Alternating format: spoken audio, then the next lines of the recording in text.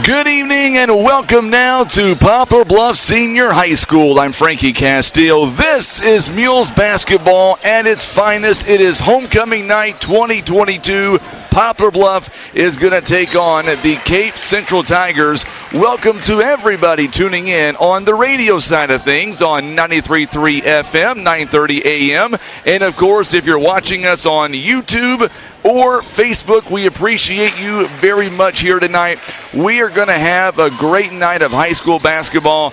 Tonight, it is Tim Hicks on the camera. Of course, I'm Frankie Castillo, and we've got my good friend Jeff Bruni as well. He is riding coach tonight as well because it is his alma mater, Cape Central, and we have to have it both ways. Jeff, thank you so much for coming down here tonight. It is going to be a great night of high school basketball. Hey, man, thanks for having me. It's going to be exciting. Yeah, you had to make sure that you were going to be neutral. That's why you had to invite me. I got my Cape Central orange up here to offset your maroon. That's right, absolutely. Yeah, it's going to be a fun night. It really is. And you know Cape Central better than probably anybody else in this gym other than Coach Drew Church. So what are the Mules going to be in store tonight for, as the Mules are looking for redemption after losing earlier in December against this team? Cape Central, they are just outside the top 10. They are 12-3. They are rolling right now. They are. They're going to get a heavy dose of Cameron Williams. He is their go-to guy. He's Mr. Everything for him, and he's a really good player, 6'8", 230 about, scores at will mostly. Bluff is going to have to really sag their defense to into the paint to help stop him. You know, and the thing is, when you've got a big guy like that that's so active, they can really be productive on that pop-out pass, because they'll get the defense sagging on him so much that guys are going to be open on the wing, especially Brantner. Brantner is a great shooter. He's about a 6'4" point guard, and I look for both of those guys to have great games tonight. You know, here tonight we've got Marcus Johnson. His alma mater is also Cape Central, class of 2011. He is tuning in. We've got Martha Kirkman. She is over in Springfield. Of course, her girls do the swim meet, so we're so happy to have Martha live on the air with us also. Hope the girls are doing well over in Springfield. Grace Brooks, good evening to you as well. Big Mules fan. You're in Mules country here, Jeff. I know, man. All this, you know, though, like, I'm kind of used to seeing the maroon because I played football at SIU. So right. That maroon I'm kind of used to it, but it is a little weird being here in the Poplar Bluff Fieldhouse. You know, it's one of those things where when these two schools get together, throw out their record books, but Cape Central 12-3, Bluff is 12-4. These two schools, I firmly believe, bring out the best in each other, and not to mention, it is homecoming night for an opposing team to come in. Is homecoming a distraction, or is it a motivational tool? I think it's more of a motivation. Like, I always wanted to beat the other team on homecoming. That was kind of a slap to the face of, we beat you on homecoming. So I looked at it to be a really competitive game tonight. We've got Kathleen Patillo joining us here. She says, go Mules. Also, Miss Barbara, go Mules. I'm telling you right now, Mules fans are going to dominate you, Jeff. I love it. I should have posted on Facebook that we were going to be on here. That way, we would have had some Tigers joining in. Oh, I'm sure by the time it's all said and done, we'll have some Tigers. We want that to happen. We want from everybody to tune in here tonight. It's going to be a great time. Lori, thank you for tuning in as well. And, of course, we are just getting started. JV game right now. It is a 2-point lead by Cape Central. And, of course, coming up directly following this contest, it'll be the homecoming court. We'll bring you that live, and then coming up, we'll have Coach Will Durden. I know somebody was asking about John Scott. He is going to join us at halftime. By the way, today, and he'll kill me for saying this, it is John Scott's 50th birthday, and we're going to make a big deal about that coming up at halftime. Oh, he'll kill me for saying that. Big 50 today. Are the players wearing their black uniforms tonight for his 50th birthday? No, I think they're wearing their traditional home whites. That would be a really bad thing to do to your coach. It really is. And by the way, coming up tonight during the broadcast, we're also going to be giving away one of our awesome patriotic KWOC hoodies or your long sleeve shirts. We're going to do an AFC, or I should say Kansas City Chiefs trivia, because they're going to be playing in a huge game coming up on Sunday. Oh, man, I can't wait. I was there last weekend. It was my voice is just now coming back from screaming so loud at that game. I was going to say, we had you on the air live on Wednesday, and you were pretty out of it. I was pretty grovelly. Yes, still. you were. Yeah, about Wednesday afternoon is when it came back. But I tell you what, I've seen a lot of football games, a lot of sports games in my life, and that was the most exciting thing I've ever seen in person. You were telling me that you were contemplating going Sunday this week. Is that going to happen, or is that out? My wife would murder me when she saw the price of the tickets. So he is out for this Sunday. I will be watching it on my couch in Cape Girardeau, Missouri. Can Kansas City get it done going up against the Bengals? They've already beat them once, but that was in Cincinnati too. Right. I don't. The Bengals, the one thing about the Bengals is they're a young team. They are playing just with a lot of moxie right now, and it's led by Burrows. I mean, Burrows just plays with that moxie and grit, and they've got nothing to lose right now, and that's a scary team to play. But I think in the end of it, I don't think the Bengals defense can keep up with the Chiefs offense. All right, only because Grace has to rub it in my face. She's listening on or watching on Facebook. She told me that she thought the Niners were going to get to this point. Let's talk about the Rams and the Niners. I'm not an either-or. I'm a Tom Brady kind of guy. I love last season. I love Brady. But, I got real happy about the outcome the other day. So tell me, can the Niners pull it off yet again in Los Angeles? It'll be, 2 times in 4 weeks? Right. I used to be a huge Rams fan until they abandoned St. Louis. And I wouldn't mind seeing them getting blown out by the 49ers, frankly. Now, the one thing is, if they do win, I'm really happy for Matthew Stafford. Like, he went through trials and tribulations in Detroit. All those losing seasons, had put up great numbers and just couldn't get a cast around him. And so I would be happy for Stafford to go to the Super Bowl. But I would like to see the Chiefs beat either team. I tell you what, I think coming up on Sunday, it's going to be 2 really good ball games. And I'm telling you, Patrick Mahomes, who would have thought it? 13 seconds left, you're down against Buffalo. What would you think? He come all the way down the field, not him, but they set it up for a game-tying field goal. And then in overtime, that leads me to my next question. Should they change the overtime rules per se in the NFL?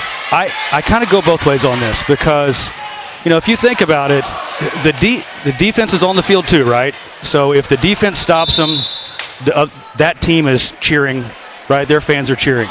So they get an opportunity, and defensive-minded players and coaches would be like, hey, the defense has got to show up too. But I think that both teams should get the ball on offense. I think they should both be required to go for 2, and I think they should move where they go for 2 back. So it's not a traditional for conversion. So it would be like on the 15, 20-yard line, but require them to go for 2 and just keep going like that. But the problem is, you get some of those games, what was it? Ole Miss and Arkansas years ago, and they went into like 10 overtimes. Yeah, it's crazy. And so if you give both teams the opportunity to have the ball, you could get something like that. So obviously with about 22 seconds right now, Poplar Bluff down by 4 points here, 48-44, a foul by Cape Central.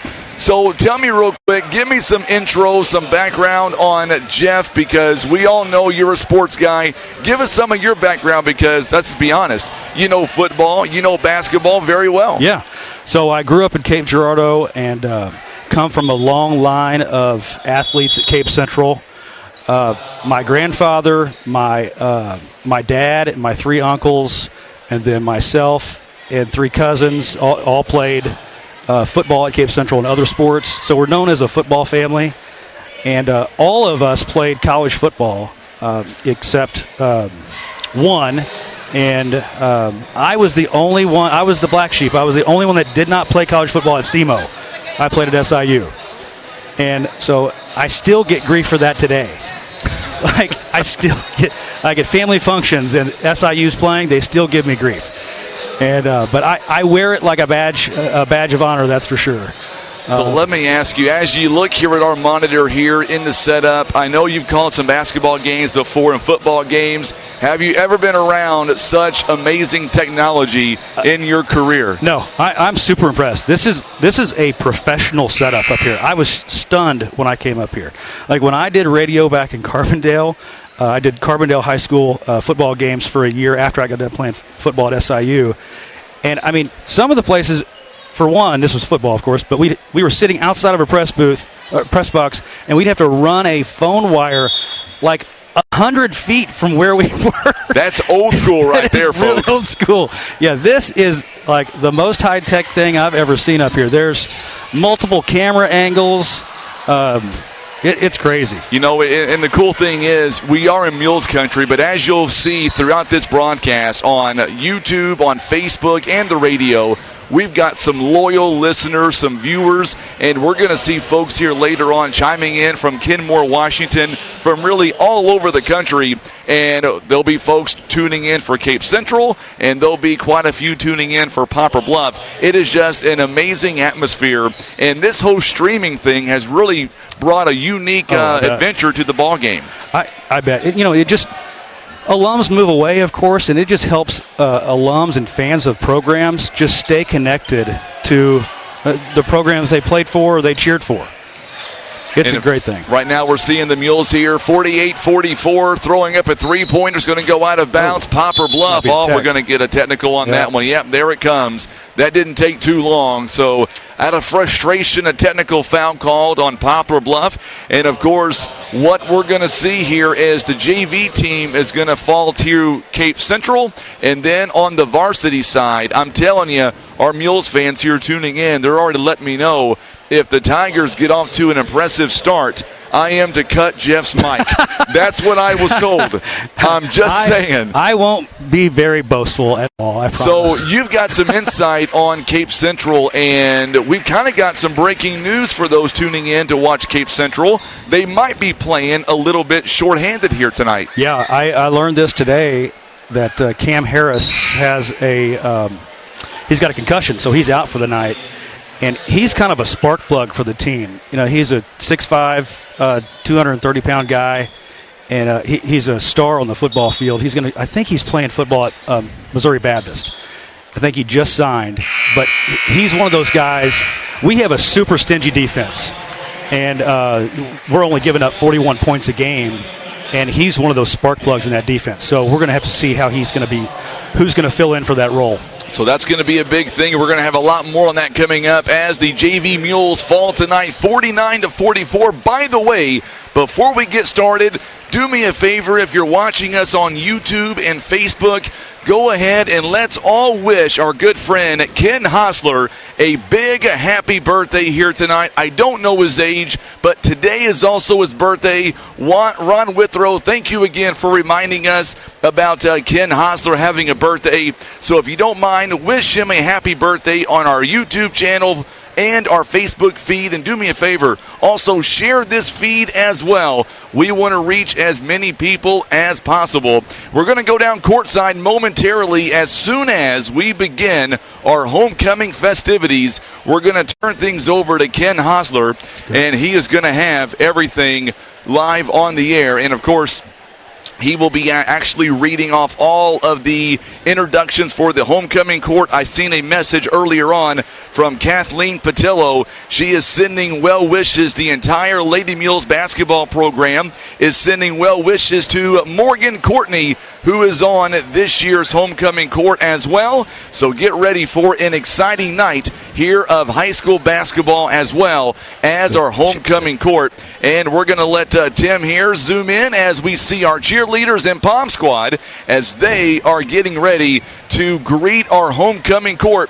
And this is so cool. For those of you tuning in, you're going to be able to see all the homecoming festivities. Tim Hicks behind the camera. I know he doesn't get in front of the camera, but this guy does an amazing job. He's going to have the graphics behind each player, or I should say each contestant here on the homecoming court, and you'll be able to see who they are, and we'll take it down courtside momentarily to the birthday boy, Mr. Ken Hosler. And by the way, John Scott, his birthday is today also.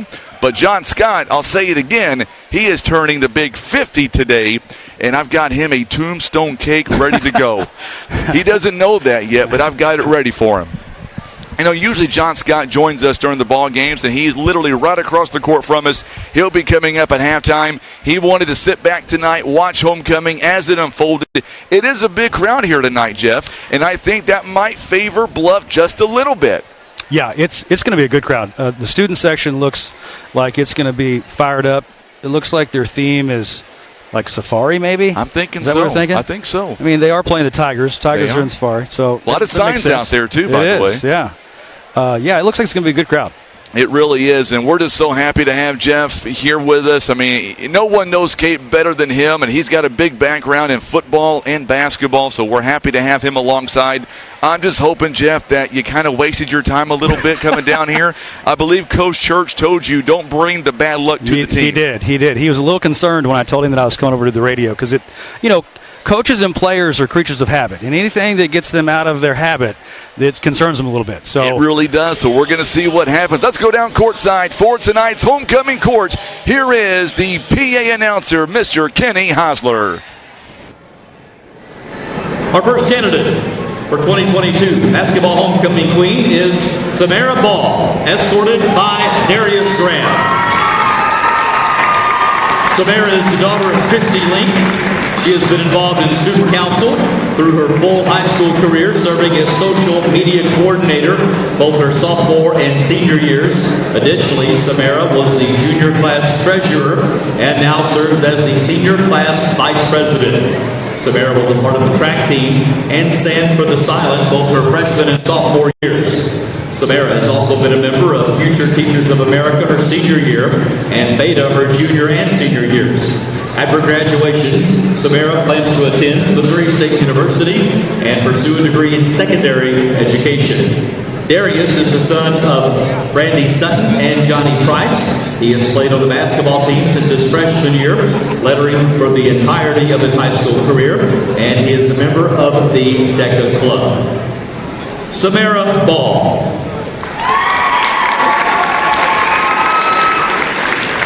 Our next candidate is Morgan Courtney, escorted by Prentice Williams.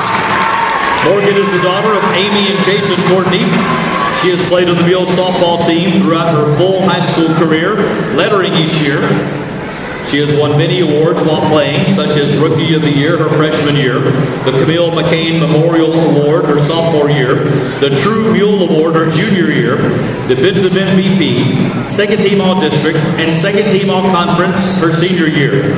Morgan has been a part of the basketball team all 4 years of high school and has lettered her sophomore, junior, and senior years. She has also participated in soccer all 4 years and lettered each year. Morgan has been a part of FBLA and Mule Barn for all 4 years of high school. She has also participated in Stand for the Silent and National Honor Society her junior and senior years. After completing high school, Morgan will attend Three Rivers College and play softball. Prentice Williams is the son of Prentice Williams Jr. and Anita Williams. He played football his freshman year, lettering that year. He's also played basketball since his freshman year, lettering every year. He was a member of the Beta Club his sophomore year. He's been a member of DECA and Mule Barn his senior year. Prentice plans on going to college and majoring in mythology and folklore. Morgan Courtney.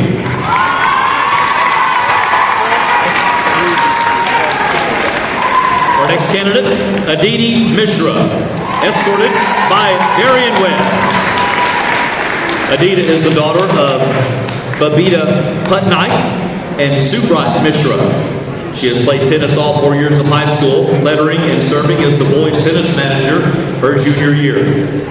Aditi has academically lettered every year in high school and was a part of the National Honor Society both her junior and senior years while serving as secretary her senior year. Aditi has been a part of the student council throughout her high school career and has served on the leadership team her sophomore year. Beta is another club that she has been active in throughout her full high school career, along with Stand for the Silent, Mule Barn, and DECA. She was in the Spanish club both her freshman and sophomore years. Aditi was also on the academic team her freshman year. After completing high school, Aditi intends to go to Loyola University of Chicago and major in biology or chemistry. Darian is the son of Maurice Webb and Adrian Webb. Darian has been a member of the Poplar Poplar Bluff High School basketball team since his freshman year and has lettered for 3 years. He has also been a member of DECA all 4 years and president of DECA his senior year. Additionally, he was a member of student council his sophomore year. He plans on pursuing a career in physical therapy. Aditi Mishra.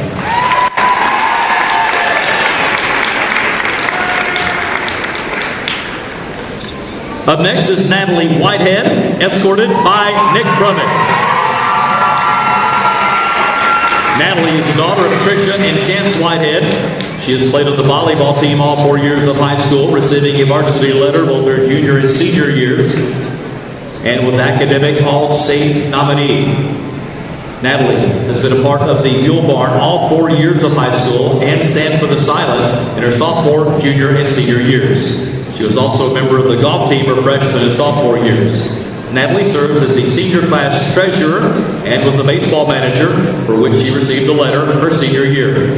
After completion of high school, Natalie plans to attend the University of Arkansas and major in marketing. Nicholas is the son of Stephanie Tinsley and Ben Brummett. Nicholas has played football all 4 years and lettered in all. He has played basketball and lettered in 3 years. In his junior and senior years, he participated in the National Honor Society. Additionally, he has been a member of the Mule Barn all 4 years of high school. Natalie Whitehead.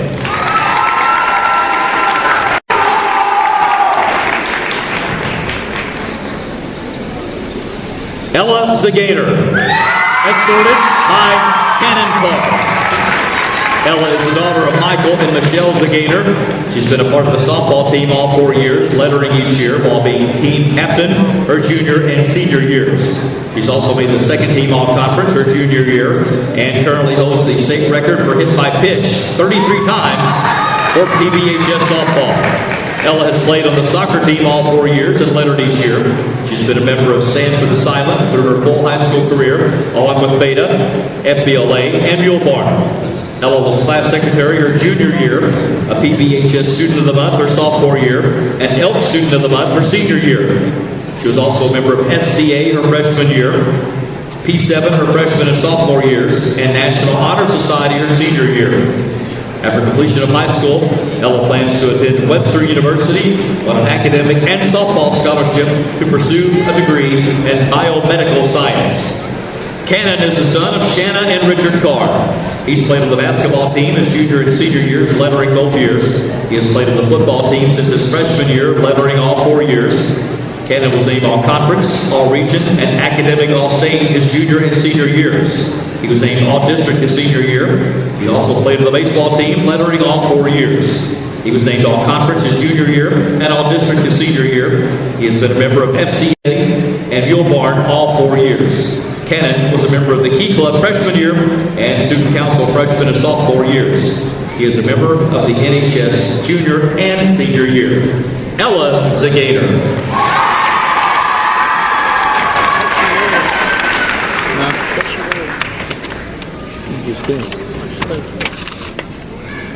And your 2022 basketball homecoming queen is Ella Zagainer.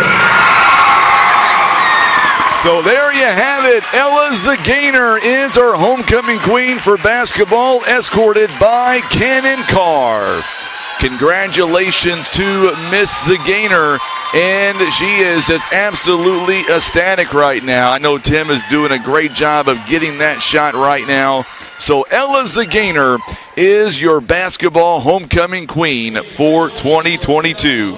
Basketball homecoming queen Ella Zagainer, as well as our entire homecoming court for 2022. So there you have it. Those are our homecoming court, and of course we've got all that here out of the way. And congratulations once again to Ella Zagainer with our basketball homecoming queen for 2022. And now we're going to turn things over to head coach Will Durden of Poplar Bluff. And coach, I always love homecoming, but I can only imagine from a coach's standpoint, is it a distraction for you or is it a motivation for your team? Well, you know, as a coach, you just want to go out there and play. I mean, you know, the more time in between playing a game, the more anxious you be. And and all that. So I wouldn't say it's a distraction. It's a great thing for the fans. It's a great thing for the community. It's a great thing for the school. But I just want to play. So that's my feeling on it, and it's great. But let's get the game started. Absolutely. We got 15 minutes now after they get through sweeping the floor, and as soon as we got on the air, we were told some breaking news that Cameron Harris is not going to be in the lineup tonight due to concussion protocol.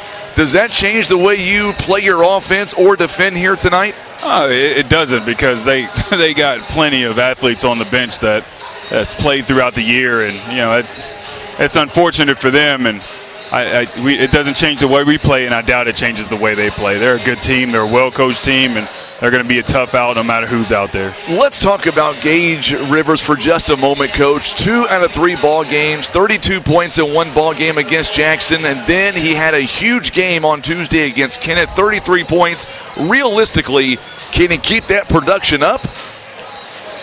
I don't know. I don't know. We just want him to lead the team. We keep telling him that, his sidekick's not out there with him, Webb, and we just need him to take over more of a leadership role. And he doesn't have to score 30 for us to win. He just needs to lead our team to a victory. One thing that we have seen over the last several ball games is rebounding has really been in the Mules' favor. Going back to Tuesday, Gavin Rivers, another double-double, back-to-back ball games. But it's not his point production that's impressing me, Coach. It is the rebounds he is gaining, and that's a huge momentum boost for your Mules. He's been great for us on the floor. He's been in foul trouble most of the year. When he's on the floor, he does some great things for us. He plays hard, and he goes to the boards hard, and he's been doing some good things. He's probably our best on-the-ball defender and a defender overall. We need him out there, and he needs to stop fouling. So it's been nice to see him, when he's productive and being out there, that he's getting something done. How critical is it going to be for your team to get those bench points here tonight, maybe by Torrance Williams, maybe by Jack Scott, even Darius Graham? What are your thoughts on the bench here tonight for your Mules? We need all hands on deck. We need every guy that we have on our roster, from the ones that are playing to the ones that are not playing, to be engaged and motivated for the rest of the season. If we want to get these seniors to where they want to be at the end of the year, we're going to need everyone. I know I talked to Coach Duncan after the ball game on Saturday, and he told me that quite honestly, on Tuesday rather, in Kennett, that free throws had to become better. That's been an issue for the team all year. How confident are you tonight that when they get the opportunity, they're going to be able to knock them down? Well, we just need to concentrate. We've been fortunate this year. We've had the right guys go to the free throw line. Gage and Darian shot the majority of our free throws this year. We don't have Darian right now. He was an 87% free throw shooter on the year. Gage is shooting 83%. When those guys go to the free throw line, we look pretty good in the stat sheet. The other guys just need to step up and concentrate and knock them down. They can. Tonight, facing Cape, throw the record books out the window, because I believe that each team brings out the best in each other. Would you agree with that? We do. We've split the last, I don't know how many years we played. One of us will get each other early, and we'll come back, and it'll be a barn burner the next game. It's always a good game. It's a physical game. It's always competitive, and hopefully we can continue that tradition tonight. 2 last questions. To beat Cape, what's going to be your message to the team, and what's going to be Coach Durden's keys to victory here tonight? We have to block out and not let them control the pace, because that's what they're going to do. They're going to run their offense, and they'll run it for 2 minutes if we let them, and then they're going to throw the shot up and climb over our backs and get a board. So we're going to have to block out and keep them off the board. They were plus 21 in rebounding last time we faced them. What do you have in store to kind of keep that a little bit lesser today? Hopefully not let it be plus 21. We got to stay in front of them. We have to rebound. They killed us on the boards last game, especially in the second half, and we just got to do a better job. I know you're going to tell me you had no idea. As your team comes out, we'll let you get back to your team, Coach. I want to say congratulations. As of Tuesday, you become the 4th winningest coach in Mules history. What does that mean to you? It just means I've enjoyed my time here, and I don't keep up with that stuff. Unfortunately for you, I do. Yeah, I love being here. I love coaching these kids, and it's not. You say it's not all about wins, but sometimes it is. But I'm just glad to be here and have a job. You going to commit to 10 more years with us, Coach? Right here, right now.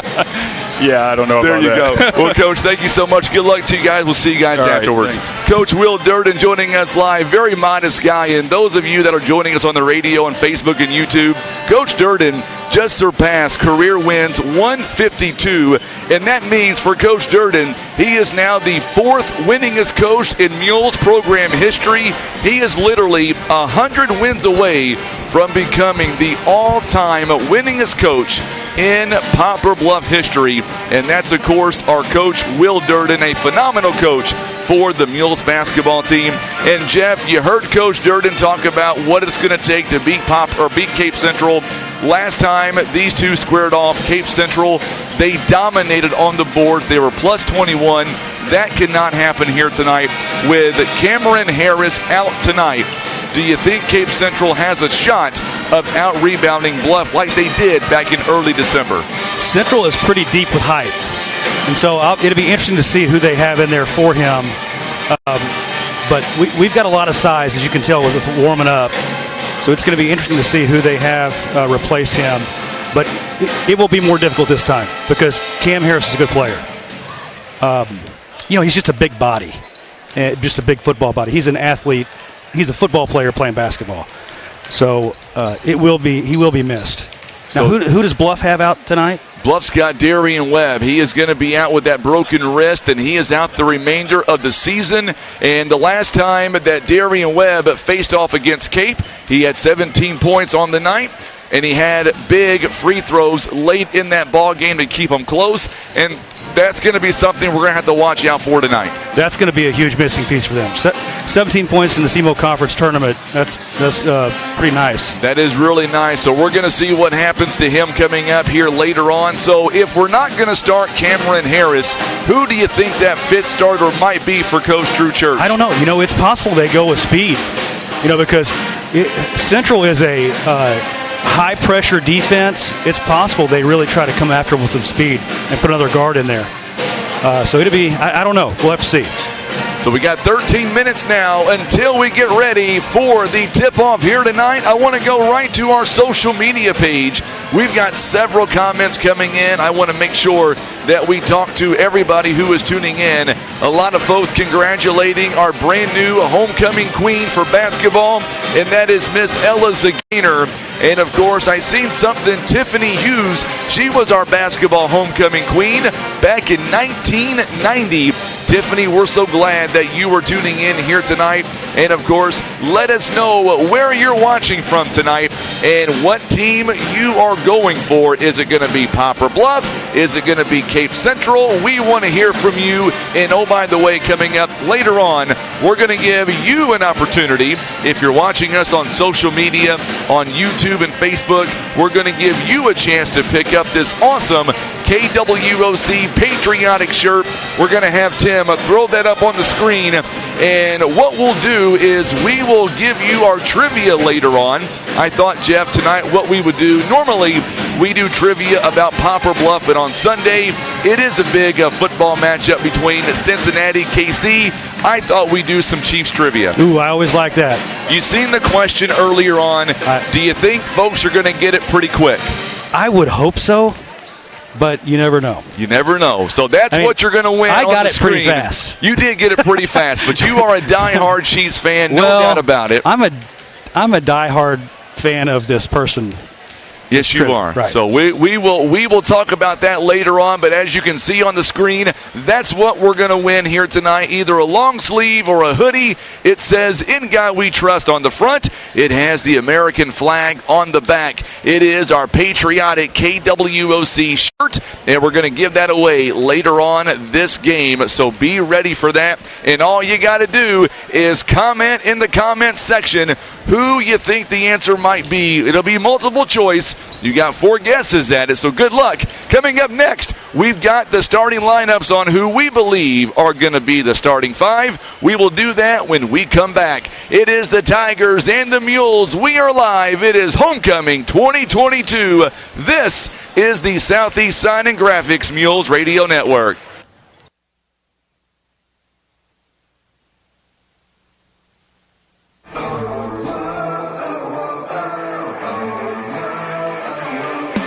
The 20, the 10, 5,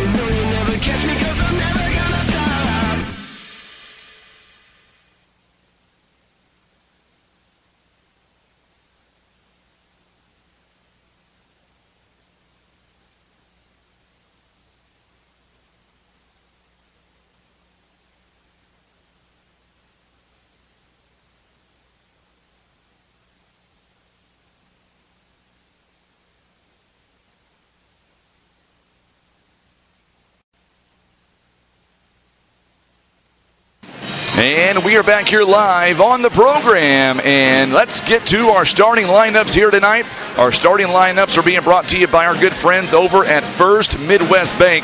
Let's start with the Tigers of Cape Central. They are the away team, wearing their black jerseys with the orange trim and the orange numbering. They are coming in offensively, averaging 58 points, defensively only allowing 43. By the way, they have won 5 games in a row. Their last loss came against those pesky Jackson Indians all the way back on December 29th. They have won 12 of their last 15, and by the way, their last district championship was all the way back in 2018 and 2019. They're being coached by Drew Church. He is in his 16th season with a record of 288 to 198, a winning percentage of 593. Their assistant coaches are Mike Church, Jeff Beck, and James Lane. And for the starting lineups here tonight, let's let Jeff take over in that category. Jeff, what do you think our starting 5 might look like here for Cape Central? Well, we're definitely going to have Cam Williams. I mean, he's their go-to player, that's for sure. We'll have the Brantner kid, John Brantner. He's a great point guard, 6'4" point guard. You don't see that a lot of times in high school. Clayton McClard, he'll also play guard. He's kind of a spark plug type player. He's really fast, really quick. He's a great receiver on the football team as well. And then Maurice Boyd, he's another kind of guard player. He's kind of a hybrid, and he's a good player. Also, I don't know who they're going to put in for Cam Harris. That's a big question. I would be, if I'm guessing, I'm going to say Max Vogel might be the guy. Yeah, he's usually the first one off the bench. Yeah, so he's that would a make 6'4" sense. sophomore. I would say it's going to be Vogel. Thank you for doing those starting 5, by the way. Yeah. That was great. Let's turn things over now, and let's get to our starting 5 for the Poplar Bluff Mules. They are the home team on the scoreboard. White jerseys, maroon trim, maroon numbering. And, of course, here's who we believe, or I should say, let's talk about the Mules. They're coming in averaging 60 points on offense. They're allowing 53 points. They have won 12 of their last 16 ball games. By the way, they are 1-1 in the conference and 12-4 overall. They're trying to make that big stride like they did last season. Get hot at the right time. They made it all the way to the quarterfinals last season. They're being coached by Will Durden once again in his 10th season. A record of 192 to 95, a winning percentage of 615. The assistant coaches are Aaron Duncan, David Prater, and Joe McDuffie. Off the bench here tonight, we expect Darius Graham, number 2, a 6-foot sophomore. Number 10, Torrance Williams, a 6'5" sophomore. And number 33, Jack Scott. He is a 6'6" junior. Looking at the Mules' overall starting 5, we believe it'll be one junior and 4 seniors. Number 3, Gavin Rivers, back-to-back ball games of a double-double. He is a 6'4" junior. Number 4, Fentress Williams, a 6'5" senior. And then Gage Rivers, number 5, a 6'1" senior. He has been playing out of his mind. 2 out of the last 3 ball games, 30-plus points. Number 11, Nick Brummett, a 6'2" senior. And number 12, Cannon Carr. He is a 6-foot senior. Those are the starting 5 and the first off the bench for the Poplar Bluff Mules. Normally, I kind of do this, but with Jeff being with me tonight, he has done his homework for our keys to victory tonight. We'll turn things over to Jeff. It's all being brought to you by Air Solutions in Poplar Bluff. Give them a call, 785-1500, or find them on Facebook and ask about their comprehensive maintenance plan. All right, Jeff, for the Cape Central Tigers, give us what you think our keys to victory for the Tigers are going to be here tonight. So I think for Central, it's defense, defense, defense. They pride themselves on a stingy defense. They only give up 41 points per game. That's the best defensive average they've had in 13 years.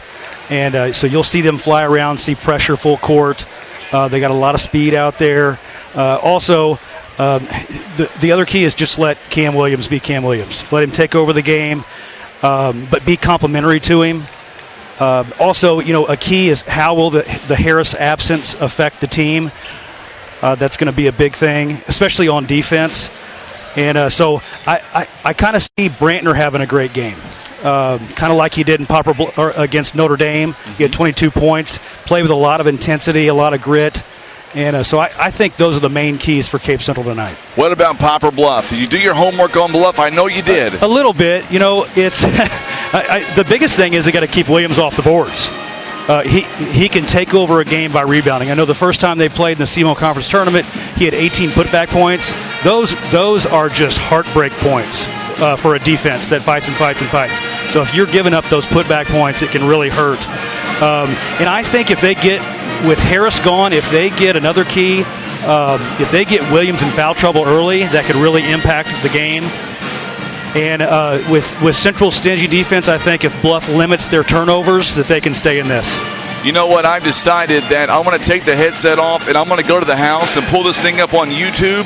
You got it the rest of the night. You're good to go. I don't know if I can do the play-by-play. You know what you're doing. You got this all going I don't down. know everybody's names, but I know enough to be dangerous. I tell you what, we've got Jeff Bruni here. I'm so glad he was able to make the trip down from Cape Girardeau to watch this phenomenal ball game. How big of a win would this be, first off, for Cape Central to stay unbeaten in the SEMO Conference and to knock out Poplar Bluff yet again, twice in one season? How big would that be for Cape Central? You know, anytime you play Bluff, it's a rivalry game for Central, and I think both ways. Bluff loves to beat Central as well, and you know, anytime after the Christmas break, you're kind of getting going right after the Christmas break, and it takes a little bit to kind of get your moxie going. And so a big win over a big conference opponent would be huge for either team. Well, let's take that further. I know you're talking about conference, but talk about Bluff for just a moment. They've already lost one time to Cape Central. Tonight, no Darien Webb, so take away about 16 points away from the Mules already. How big would that be for the Mules to, I would believe this may be an upset if the Mules can knock off Cape Central here tonight and have Cape Central be a one-loss team in the conference. It would be a huge win for them. You know, anytime that you can beat a rival like that, it can really spark the rest of your season.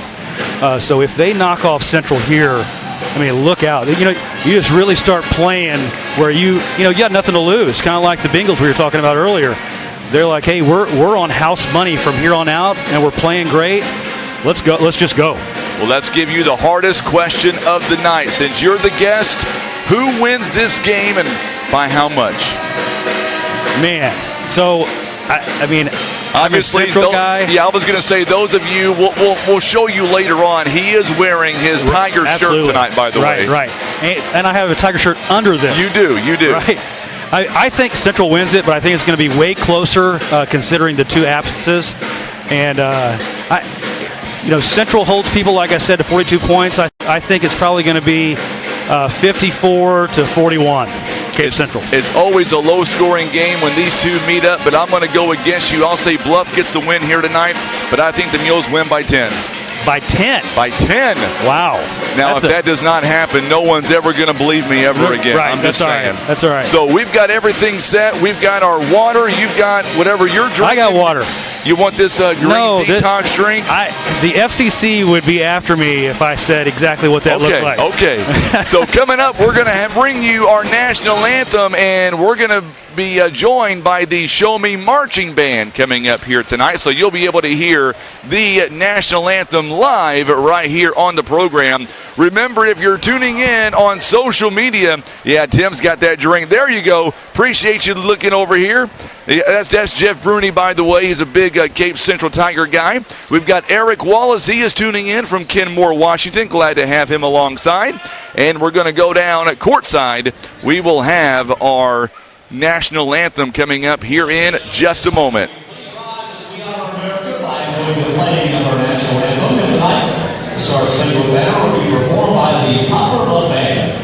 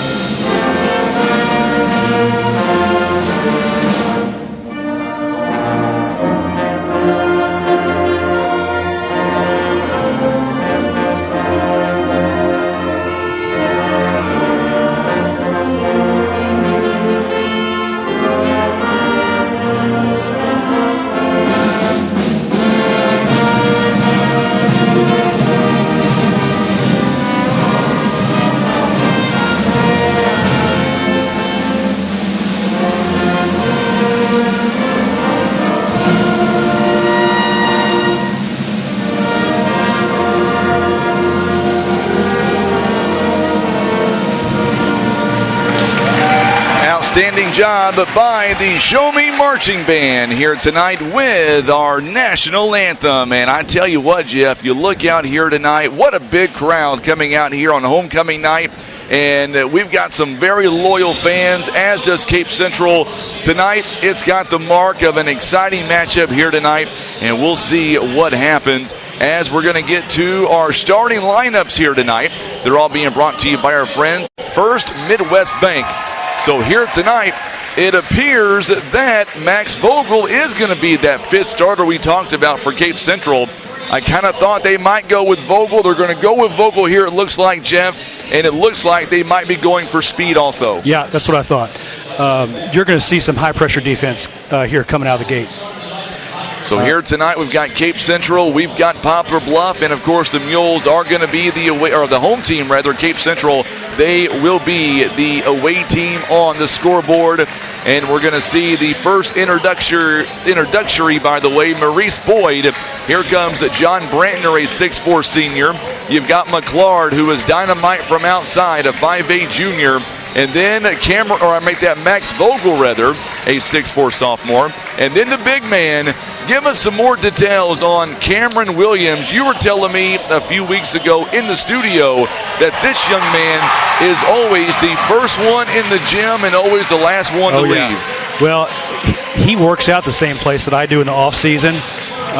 And I go in at 6 a.m. and he's in there at 5 a.m. And this is a high school kid that, that kind of work ethic, this young is just a junior. I've been super impressed with that.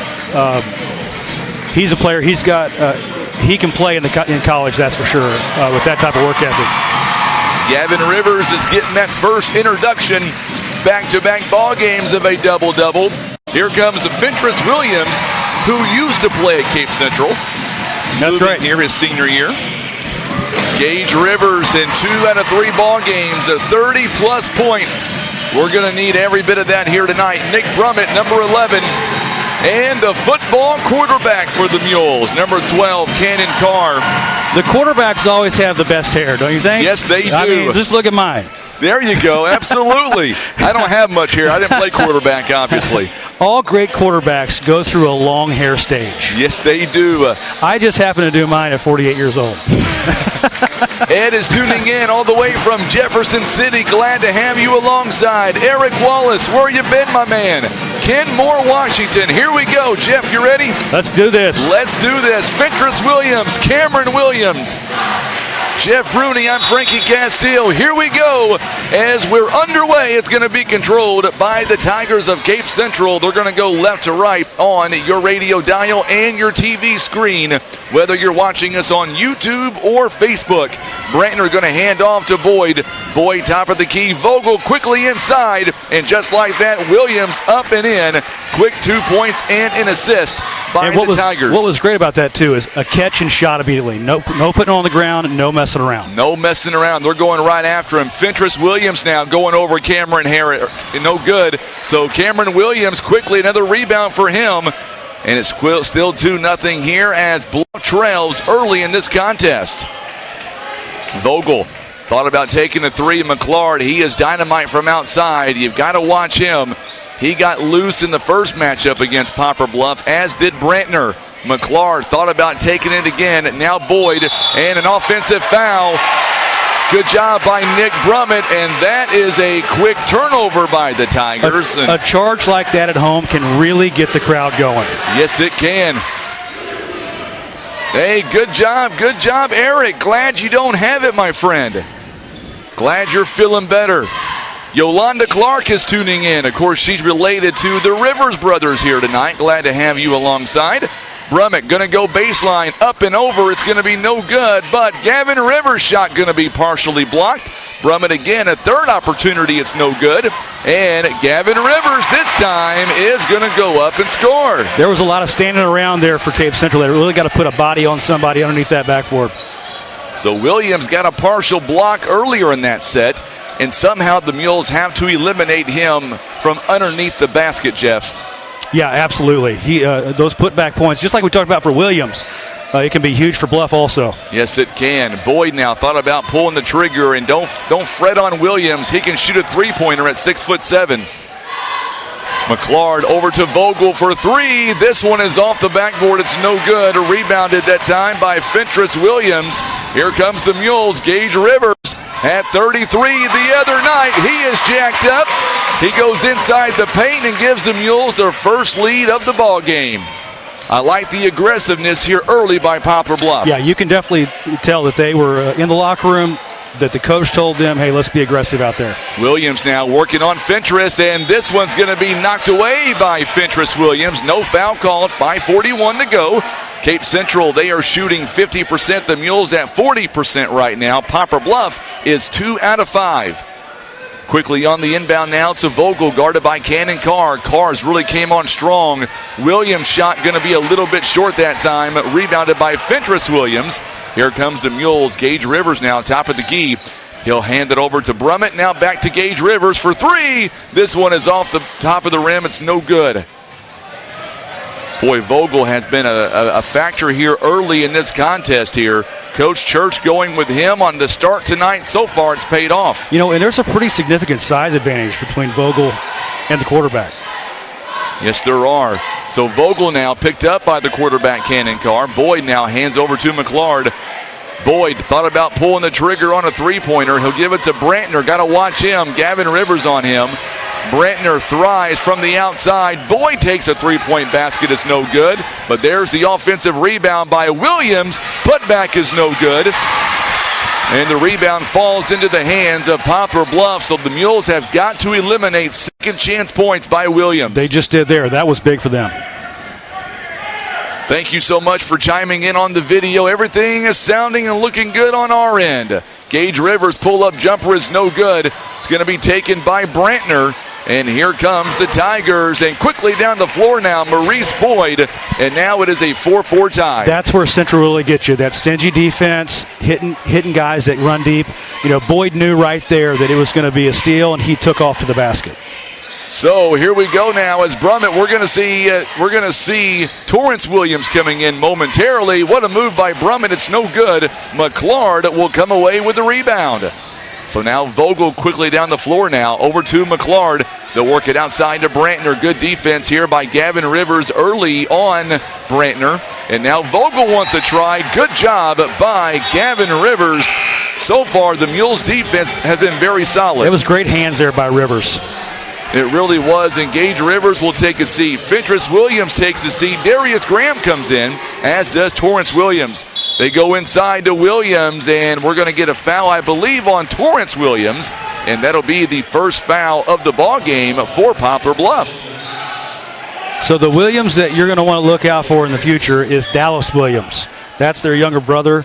He's going to be a great player for Poplar Bluff. Boy, we're glad to hear that. He's in 8th grade, right? He's in 8th grade. He played with my son for several years when he lived in Cape. Gotcha. So Brantner now, boy, the Mules defense all over him. A 2-3 zone right now. McClard picked up by Darius Graham, our Mules wide receiver for Poplar Bluff football. McClard thought about taking a three-pointer, and now they'll back away. 3:21 to play here in the first. 4-4 the score. Going to be, it looks like, the making of another low-scoring ball game. It usually is when these two play. Boyd, long two-pointer, it's no good. Rebounded by Darius Graham, who had 11 rebounds on Tuesday. Gavin Rivers, a double-double on Tuesday as well. Cannon Carr works it around to Graham near the baseline. Good cut to Nick Brummett, and we're going to get a whistle and a travel on the Mules. You know what's impressive with both these teams, and just high school kids in general right now? The size, right? You got so many kids that are 6'3" and over. When I played at Cape Central, myself and my buddy Jason McKee, we were 6'3". We were both the tallest kids on the team. Wow. And we were a 5A school, right? Lots of things have changed over the years for sure. McClard works it outside to Brantner. Brantner inside to the big man Williams. McClard, good defense by the Mules. Man, they are closing out quickly. We're going to get a whistle and a foul coming up. I believe it might be on Torrance. If it is, it's number 2. You know, and what was great about that defense, too, was the sag down by the guard to help with Williams and the kick back out. Central's really got to start shooting the three-pointers on those. That's going to be on number 11 instead. Nick Brummett is going to be called for that personal foul, so that's good news for the Mules. Instead of it being 2 on Torrance, it'll be 1. There's a big basket there by Cape Central.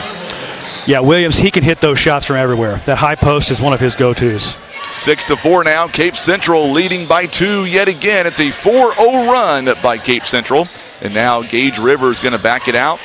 Reset the offense here as Darius Graham takes a touch inside the paint, up and over 2 defenders. That was a pretty shot. That was a very pretty shot by Darius Graham. So now we are tied up, under 2 minutes to play here in the first, 6-6 tie. You know, I've been impressed with Bluff's movement on offense. They're moving around. The key to any level of basketball is moving without the ball. And so they've been really good at that so far. Vogel with a three-point basket. It's no good. Darius Graham with the rebound. He is quickly down the floor, up and over. And just like that, Darius Graham is coming alive. He's got 4 points early in the ball game, and it's a 2-point lead by the Mules. Yeah, the student section is really getting fired up over there. I'm trying to read some of these signs by the Mules. They're very interesting. There's a steal by Darius Graham. Takes it away from Boyd. And now Gavin Rivers goes up and over, and he's got 4 points as well. Another assist by Gage. You might see a timeout coming here pretty quick from Coach Church if we don't score. Brantner, boy, that's a big move by Brantner. He's going to go up, and he'll shoot a free throw as well. A big three-point play coming up for the Tigers. It is now 10-8 to score. And that'll be a foul, I believe, on Gavin Rivers. It is going to be on Rivers. And we're going to see coming in Mateo Rivers. He'll come in for Clayton McClard. You know, Central does a good job of switching their guards in and out. They want to keep them fresh so they can have that high-pressure defense. So John Brantner at the free throw line to make this a 1-point lead for the Mules. He converts on a three-point play. 1:07 to play here in the first. 10-9. Mules lead by 1. There's a quick steal. There's that quick defense. Oh, boy, the Mules, Gavin Rivers right there to take it right back. Boy, both teams are being very stingy on defense, and they're running really good sets on offense. So now Graham quickly over to Torrance Williams. He'll be guarded by Cameron Williams, the big man. And now Gavin's going to hold it. 41 seconds and counting here. 10-9. Mules lead by a point. Been a very good contested ball game early on by both teams here in the first. Bluff with a 1-point advantage. Darius Graham, he's got 4 points on the night. Gage Rivers a long three. This one is short, and the rebound's going to be taken by Brantner. That was good hustle there by both Bluff kids. Yes, it was. Great hustle by Nick Brummett. Gage Rivers, and it's going to go out of bounds, and it's going to belong to the Tigers with 19 seconds left here in the first quarter of play. Glad to have you alongside Miss Paula Webb. Happy homecoming to you as well. Vogel now throws it inside. Brummett knocks it away. Good defense by the Mules. As a Cape guy, you've got to be impressed with the Mules defense early in this contest. They look great. They're very active in the pass lanes. Central's having to work for everything they got. Vogel going to go back inside to Cameron Williams, and it's going to be a foul on Gage Rivers. He tried to go for the block, but instead it'll put Williams on the free throw line. By the way, Williams, not your traditional big man free throw shooter. He's pretty good out there. He's got great touch from the line. He does. And you notice there, the Bluff defense really sagged down. There were 3 guys down below on him that time. First free throw coming up here by Cameron Williams, and he's got 5 of the team's 10.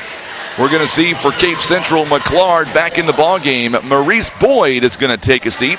By the way, the Tigers shooting 40% on the night. 6 rebounds. Mules have 7 rebounds, and the Mules shooting 42% so far in this ballgame.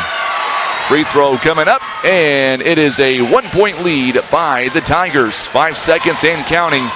Gage Rivers pushes off a little bit, and there is a second foul by Gage Rivers, and that is something the Mules cannot afford, and that is to get in foul trouble early against the Tigers. Cannon Carr going to check in. Gage Rivers has got to come out now. He's got 2 points and 2 assists so far in this ball game. So is Bluff about 7 deep with 7 rotating? deep, 7 to 8 deep. Oh my goodness, what a steal by Darius Graham on the inbound. And just like that, it is a 2-point, or make that a 1-point ball game, as the Mules quickly in transition following the turnover. They now lead at 12-11. We'll be back. Mules lead by 1 on the Southeast Sign and Graphics Mules Radio Network. This is where it's done. The training, the work, the commitment, the sacrifice. So when these athletes hit the court, they're ready. Mules get it done.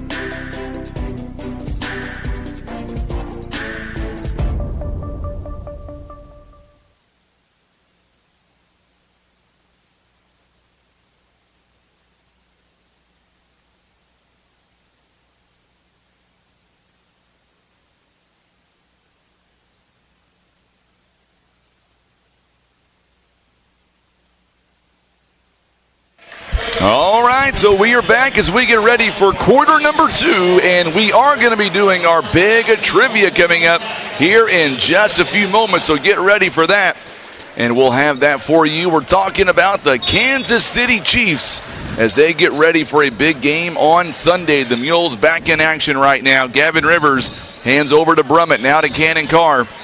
Mules lead by a point, 12-11. So now Gavin Rivers.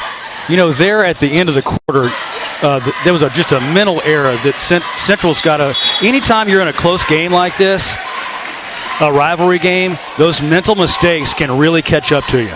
They really can. Maurice Boyd, by the way, reached his hands in there and took it away from the Mules. 7:40 now. Mules lead by a point. And everybody on Facebook right now, they are loving what they are seeing by not just Poplar Bluff, but both teams, as both teams are grinding it out right now. Good move by Cameron Williams, and we've got a whistle and a foul. And I believe that one is going to be on Brummett, and that'll be his second personal foul. And that's 6 total fouls on the Mules so far. That's really going to catch up to him here in the first half. It really is. We're going to see Fentress Williams coming back into the ball game right now. Do me a favor, share this video feed for us on Facebook and YouTube. We would greatly appreciate that. And, of course, we thank you for tuning in on the radio side of things, too, on 93.3 FM and 9:30 a.m. Brentner taking a long two-pointer. It's no good. Rebounded by Poplar Bluff. And here come the Mules now. Make that Torrance Williams inside the paint with a left hand. What a move by Torrance Williams in the paint. That was nice. 14-11 now. Mules, their largest lead of the night. They lead by 3. Cape has led by as many as 2 points. Mules have now led by as many as 3. So McClard is back in the ball game here. I feel like Cape Central, Poplar Bluff, they're going to go about 7, maybe 8 deep. Cameron Williams from the free throw line. This one rattles out. It's no good. Rebounded by Fentress Williams. And now Gavin Rivers brings the ball down the floor for Poplar Bluff, leading 14-11 with 6:30 left in the first half.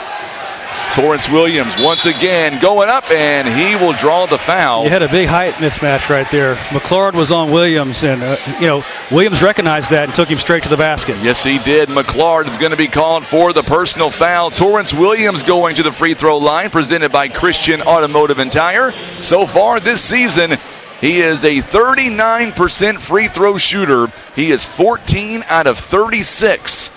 First one is on the way. You betcha, nothing but net that time. That's something he has been working on in practice like you would not believe, is to improve his free throw shooting.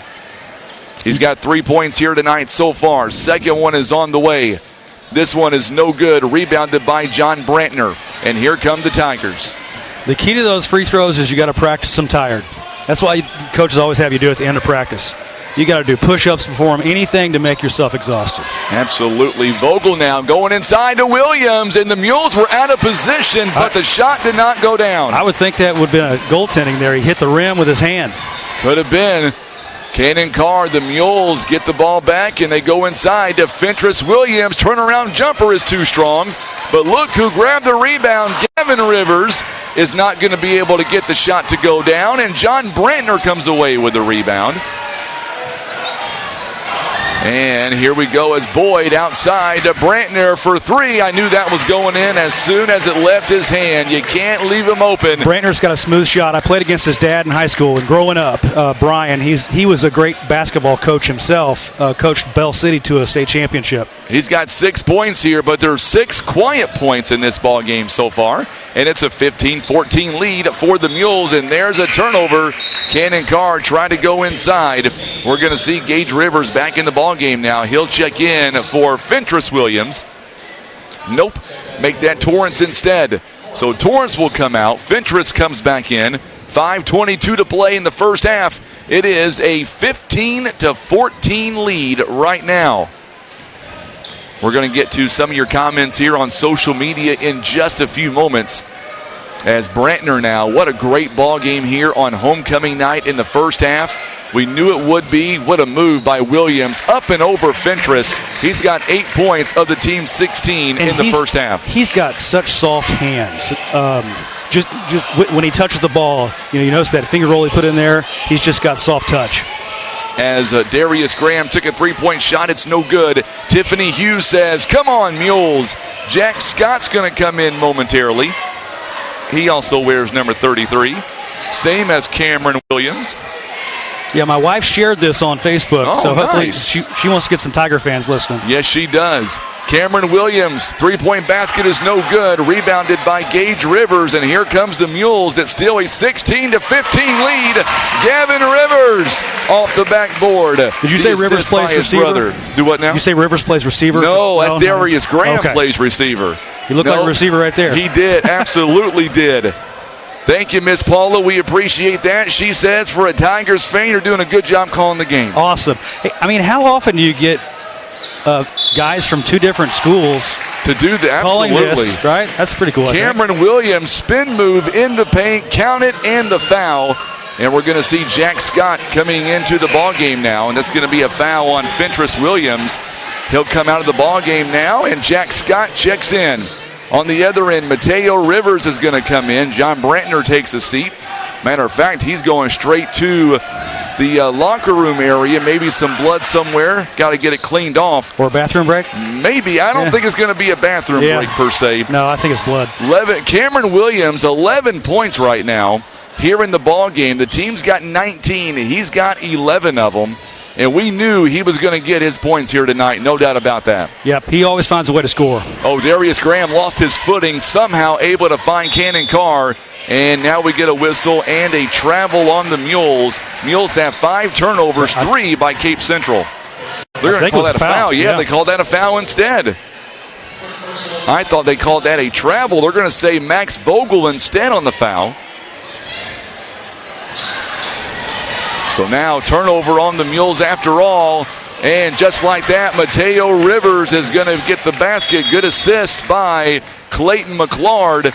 And we're going to get a whistle here and a timeout by Poplar Bluff. Our timeouts are being brought to you by our good friends at Larry Hillis Dodge in Poplar Bluff. They're exceeding your expectations. All right, we ready to give away or do our trivia? Yeah. Oh, yeah. You ready to go, Tim, on this? All right, so let's do some trivia with Kansas City going to play in the AFC Championship on Sunday. They're going to take on the Cincinnati Bengals. Here is our trivia question. All you've got to do is comment A, B, C, or D. And here is our question here tonight. Let me pull it up. Here we go. In 1993, the Kansas City Chiefs lost to the Buffalo Bills in the AFC Championship game, 30-13. What I want to know is who was the Chiefs quarterback in that game? Was it A, Lynn Dawson, B, Todd Collins, C, Joe Montana, or D, Trent Green? Let us know what you think right now, and of course, we will select a winner. We may select more than one winner. We'll let Jeff decide that. My wife texted and asked if she could answer it, and I said, absolutely not. Absolutely not. See, you're a lot meaner than I would have been. I would have said the more the merrier. Submit your answer right now on our Facebook feed and our YouTube feed, and we'll make sure select some winners coming up here in just a little while. Gage Rivers, three-point shot, it's no good. And there's a rebound by Rivers, or Mateo Rivers. It's very unusual to have Rivers here on each team. You do. So just like that now, Boyd, that was actually Boyd who got the rebound, not Rivers. They work it around to McClard. McClard is going to back it outside, and we'll see. He'll take a deep three this time. Money for Clayton McClard. And now Central with a 7-point lead. The best place to hit a three is right in front of the opposing team's student section. We're going to see coming back into the ball game now is John Brantner, and we're going to see David Durbin coming in the ball game for Poplar Bluff. He's going to come in for Gage Rivers, and we're going to get a foul.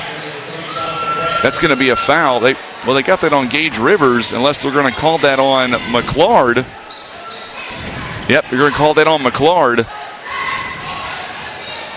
So now Gavin Rivers is going to be blocked by Cameron Williams.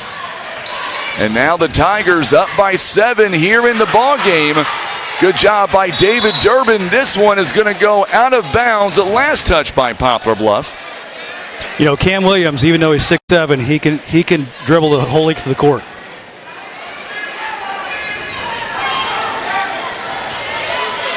So now 2:06 to play here before halftime here. And right now the Mules have their biggest deficit of the night. It is a 7-point lead. Cameron Williams goes up, and he's going to draw the foul. Jack Scott is going to be the man to pick up that foul. You know, seasoned players know how to draw contact. Yes, they do. And Cam, even though he's a junior, he's great at driving and drawing contact. So now Cameron Williams, 11 points here in the ball game so far. First one is on the way, and this one gets stuck up by the rim. It's no good.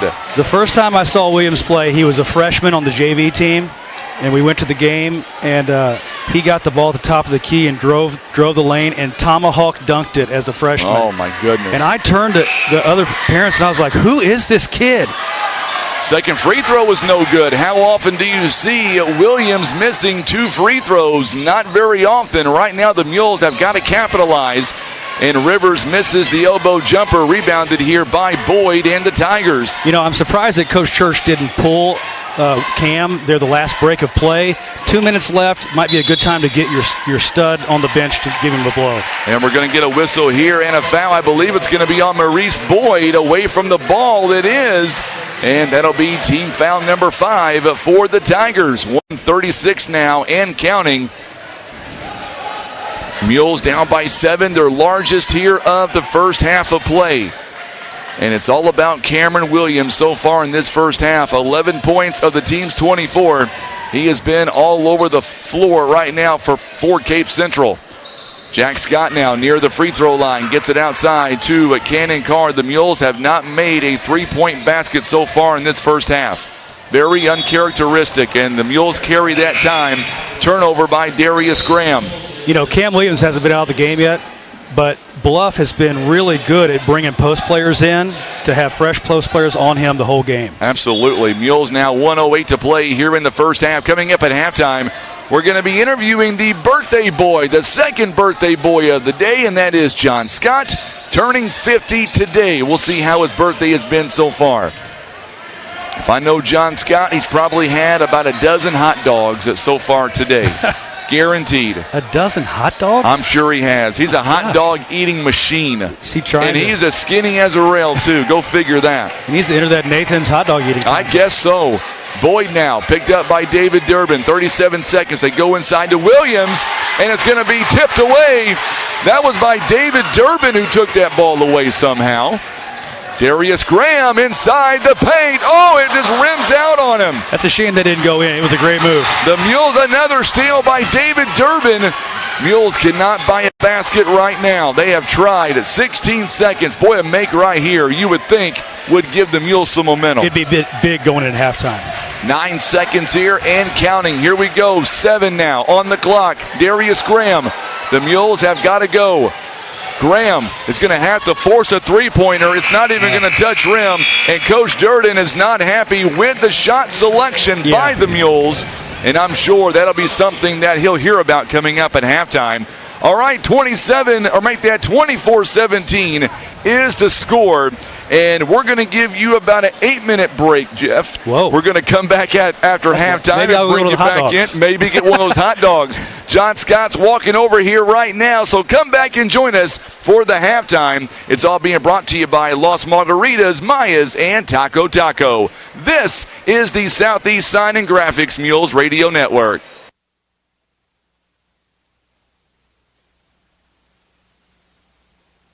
Whitworth Gift Chest Jewelers is a third-generation family-owned jewelry and repair store who have served the Poplar Bluff community for over 60 years. Our family has always worked hard to provide the finest jewelry creations and service imaginable. Las Margaritas and Mayas, serving up the best authentic Mexican food since 1997. The Esquivel family, always proud to support our Poplar Bluff Mules.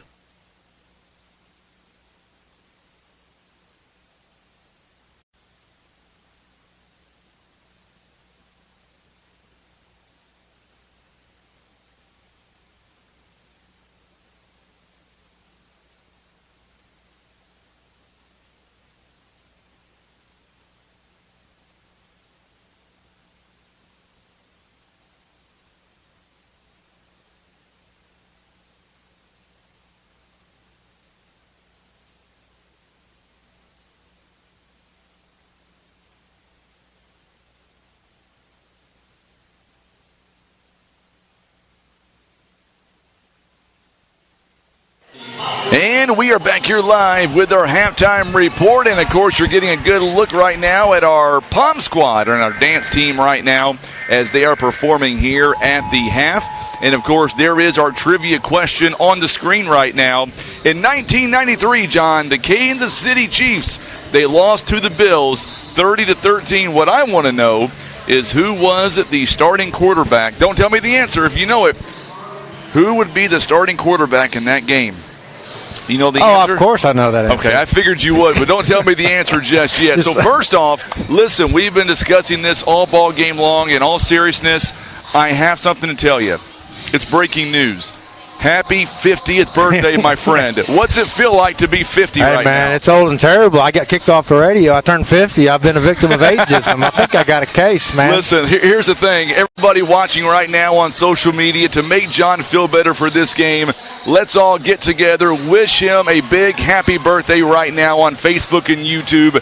That, my friend, will make you feel better. Absolutely, Frank. And if you might indulge me just for a moment, it is my 50th birthday, and I would like to give a shout-out to my dear mother. Yes, who please cannot be here tonight and would be here tonight. She's not in the best of health in the world, but a woman who taught me the importance of the spoken word and the importance of the written word, and a woman who taught me the importance of a well-cooked and well-prepared meal, a well-set table, yes, and the finer things in life. And the toughest person, and I say that, not the toughest woman I've ever known, but the toughest person that I've ever known. I would like to give a shout out to my mother, who hopefully is listening in, and tell her that I love her very much, and thank you for bringing me into this world 50 years ago today. Absolutely, and I'm so glad you talked about your mom. That's impressive. That's a good man right there. So we're down by 7, John. You can't blame that on me, Frankie. Not my fault. Listen, we're going to blame it on you. I'm telling you right now, it's your fault. I know my grandma Jackie's tuning in right now, and she is sure blaming John Scott for all of this atrocity right now. Well, I'll tell you what, I think we're going to be okay. You know, we've played pretty evenly with them. We've had a couple of minor breakdowns. I was worried we would have one of those 3 or 4 minutes or a quarter where we just kind of lose our focus. We didn't have that. I like to see Darius playing very well tonight, getting up. You know, man, he can jump and get up. We need to get to the free throw line. I don't know. You have that stat. I'm not sure how many free throws we shot tonight so far. You ready for this? Just 0? 2, yeah, that's... We've shot 2. Torrance Williams was 1 out of 2. And looking on the other side, Central only 4 out of 6. His percentage is going up. Yeah, his percentages has gone up for sure. It's hard to win a game and not shooting free throws. So, otherwise, man, we're playing well with these guys. Their big kid, Cameron Williams, is playing well, but we're holding him. And I feel like we're in pretty good shape. We're gonna come out strong like we do in the third quarter. I'm sure Coach will get him coached up good, and Gage will get him going a little bit. He had that nice bucket early on, and he hasn't found quite his rhythm yet. But I like where we are. We're at home, homecoming game. It's a big crowd here tonight, John. Big crowd, and I like to say, man, I love it when the band is here. Yes. When we're hearing real music, and they're doing a great job keeping everybody pumped up tonight. Everybody's in good spirits, man. I like the place is decorated up nice. Congratulations to Ms. Zagainer, our homecoming queen. Yes. You know, her mother was not class of 90. She was class of 89. Good friend of mine. Good people. It's funny how time marches on and get to see stuff like this happen. Tiffany Hughes says, happy birthday, John Scott. For his birthday, let's get him a detox drink. What do you say? This big, beautiful green drink. What do you say? Yeah, I think I may have some other kind of drink later, but He didn't mean that. I ordered up a king cake from New Orleans, my favorite place in the world. So I'm going to eat about 3/4 of a king cake later tonight and then try to sleep after that. I'm going to have Tim, real quick, if you don't mind. Don't be mad at me. Don't shoot the messenger here. I'm going to have Tim turn this camera around, and let's do it the right way. As soon as the cheerleaders get done performing, let's wish you a happy birthday in style. What do you say? That works for me, Frankie. I'll take it. We're going to do that. I'll take what I can get. When you turn 50, you got to take what you can get. Frankie. You'll learn one of these days. Hey, listen, all joking aside, man, I'm so glad that you're a big part of the reason why we get the opportunity here to stream all these ball games, and I'm not ashamed to say it. Thanks to you, we have been able to take this to the next level. Did you know it's your birthday? By the way, you're sharing your birthday with Kenny Hosler also. It's his birthday tonight, best official in Southeast Missouri. Absolutely. And, of course, the other thing is, did you know that tonight is our anniversary on KWOC? Tonight, a year ago, we were in New Madrid doing our first basketball game on video stream, and did you know that it failed miserably? I was going to say, how far you've come with this. Now it runs smooth. We fell on our face that first night. Here's what happened. First off, Tim Hicks, our camera guy, phenomenal guy behind the camera, had a flat tire. That tells me right there it was going to be a bad night. And then we get all the way down there. As soon as we went live, the camera was all jumping. It was stuttering.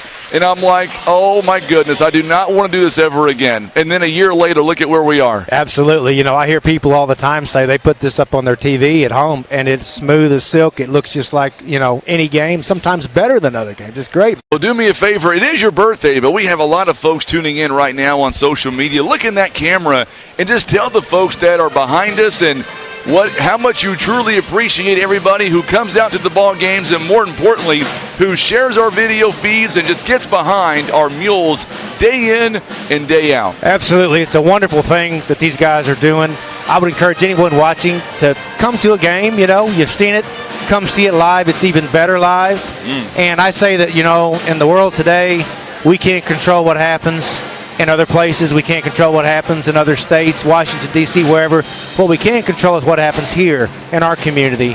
And these are good folks here tonight, having fun, enjoying a game, doing the kind of things that brings us together. There's a lot more in life that brings us together than divides us.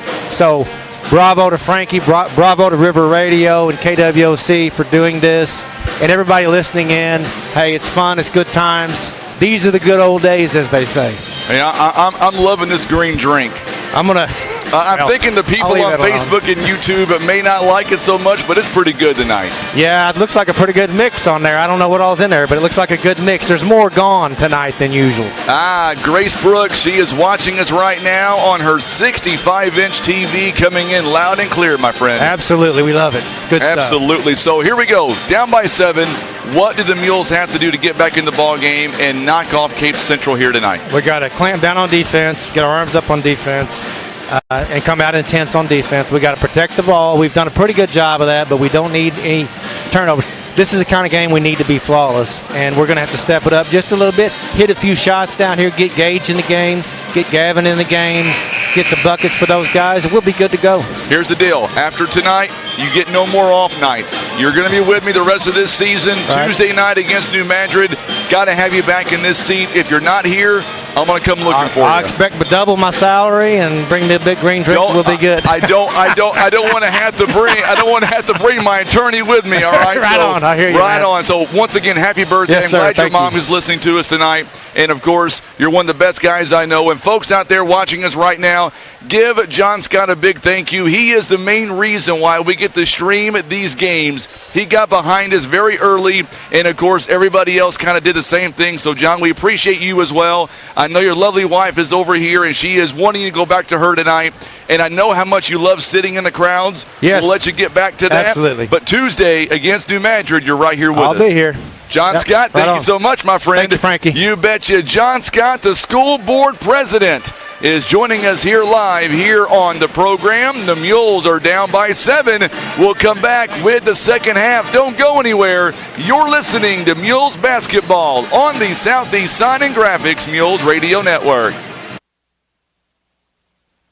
I pledge allegiance to the flag of the United States of America and to the republic for which it stands, one nation, under God, indivisible, with liberty and justice for all.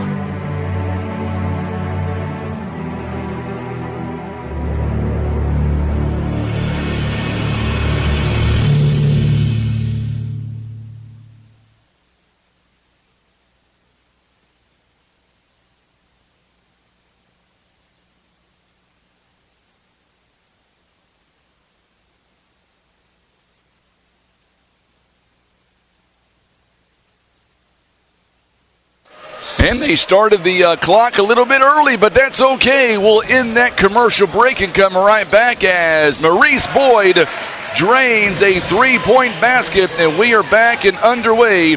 And that is how this half will begin, as the Tigers right now, they lead by a score of 27-17. Fentress Williams high off the backboard, it's no good, and the rebound going to be taken by Boyd. You know, Central really started to pull away in the first half with transition points. They really, defensively, they really picked it up and got a bunch of baskets on transition. And that's exactly what they are doing here in this second half. They are wasting no time doing it as Poplar Bluff, it is now 29-17.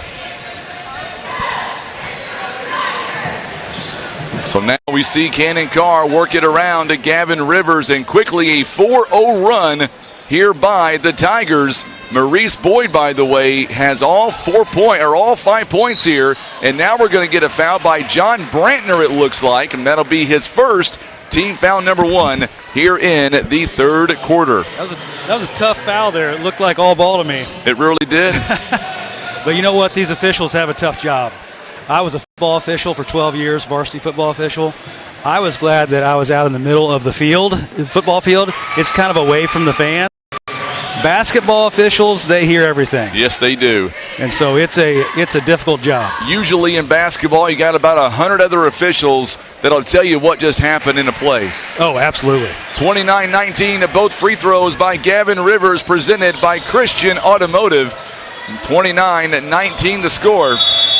Timeout called here by the Tigers of Cape Central. So Bluff had a little full court press there and did some trapping. So I think you're going to see more of that this half for them to catch back up, down 10 here in the third quarter. Absolutely. Or third period. Mules basketball presented by the Bank of Missouri, Scott Law Group LLC, Briggs & Stratton, Larry Hillis Dodge. Also being brought to you by Eye Care Specialist, Christian Automotive and Tire, Las Margaritas, Mayas and Taco, Air Solutions, Ozark Federal Credit Union, Whitworth Gift Chest Jewelers, Poplar Bluff Realty, Legacy Farm and Land Specialist. Also being brought to you by Kevin's Auto Repair and First Midwest Bank. All of our sponsors here for this basketball season. 6:40 left in the third. It is a 10-point ball game, and this possession is so critical. And just like that, a 3-point opportunity following the inbound, and that's going to put Williams on the free throw line, and Fentress Williams will pick up foul number 2. It is now a 31-19 score. Williams is so good at getting the ball, power drop step, going to the basket, drawing contact. Make sure if you're watching us on social media, share this video feed for us. Williams now 14 big points here in this ball game. It's now 32-19 the score. You know, going in without Darian Webb, I kind of thought to myself, you know, it might be very difficult here. And so far, Cape Central, they are making things very tough on the Mules. And Williams could not get that shot to go down. Torrance Williams could not. And the Mules are going to come away with a big turnover, or a steal rather. It was great hustle there. So in football, as a quarterback, air time equals recovery time. If you throw it too high in the air, defensive backs have time to recover. That's what happened there. You got to throw that ball on the line. Yes, you do. And now the Mules being more aggressive toward the basket. They draw a foul. Gage Rivers now, who is one of our best free throw shooters, is going to be on the free throw line, presented by Christian Automotive. And, of course, the Mules now down at 32-19, only taking 2 free throws all ball game. Gage Rivers, 82% free throw shooter. It is up, and it is good. Just his third point of this ball game. Boy, Cape Central has done a phenomenal job of isolating Gage Rivers and not letting him really get any kind of momentum right now on the court. Yeah, Central's their defense is what they hang their hat on. 32-21 to score. Gage Rivers making both free throws. The Mules right now 5 out of 6 on the free throw line. They were only 1 of 2. There's a carry turnover by the Tigers. Let's break it down. The Mules right now shooting 32%. In the first matchup, they shot 31%. And here by the Tigers, they are shooting 55%. And if you're going to beat Cape, those numbers cannot continue. Yeah, those numbers need to switch if you're going to beat Cape. And they're going to have to switch, I would say, sometime this quarter. Brummett now works it around to Darius Graham. Graham has 6 points off the bench. Central is really good. If they smell blood, they really go after you. Yes, they do. Gage Rivers thought about taking a 3 instead. They're going to tip it over to Gage Rivers. A no-look pass to his brother Gavin.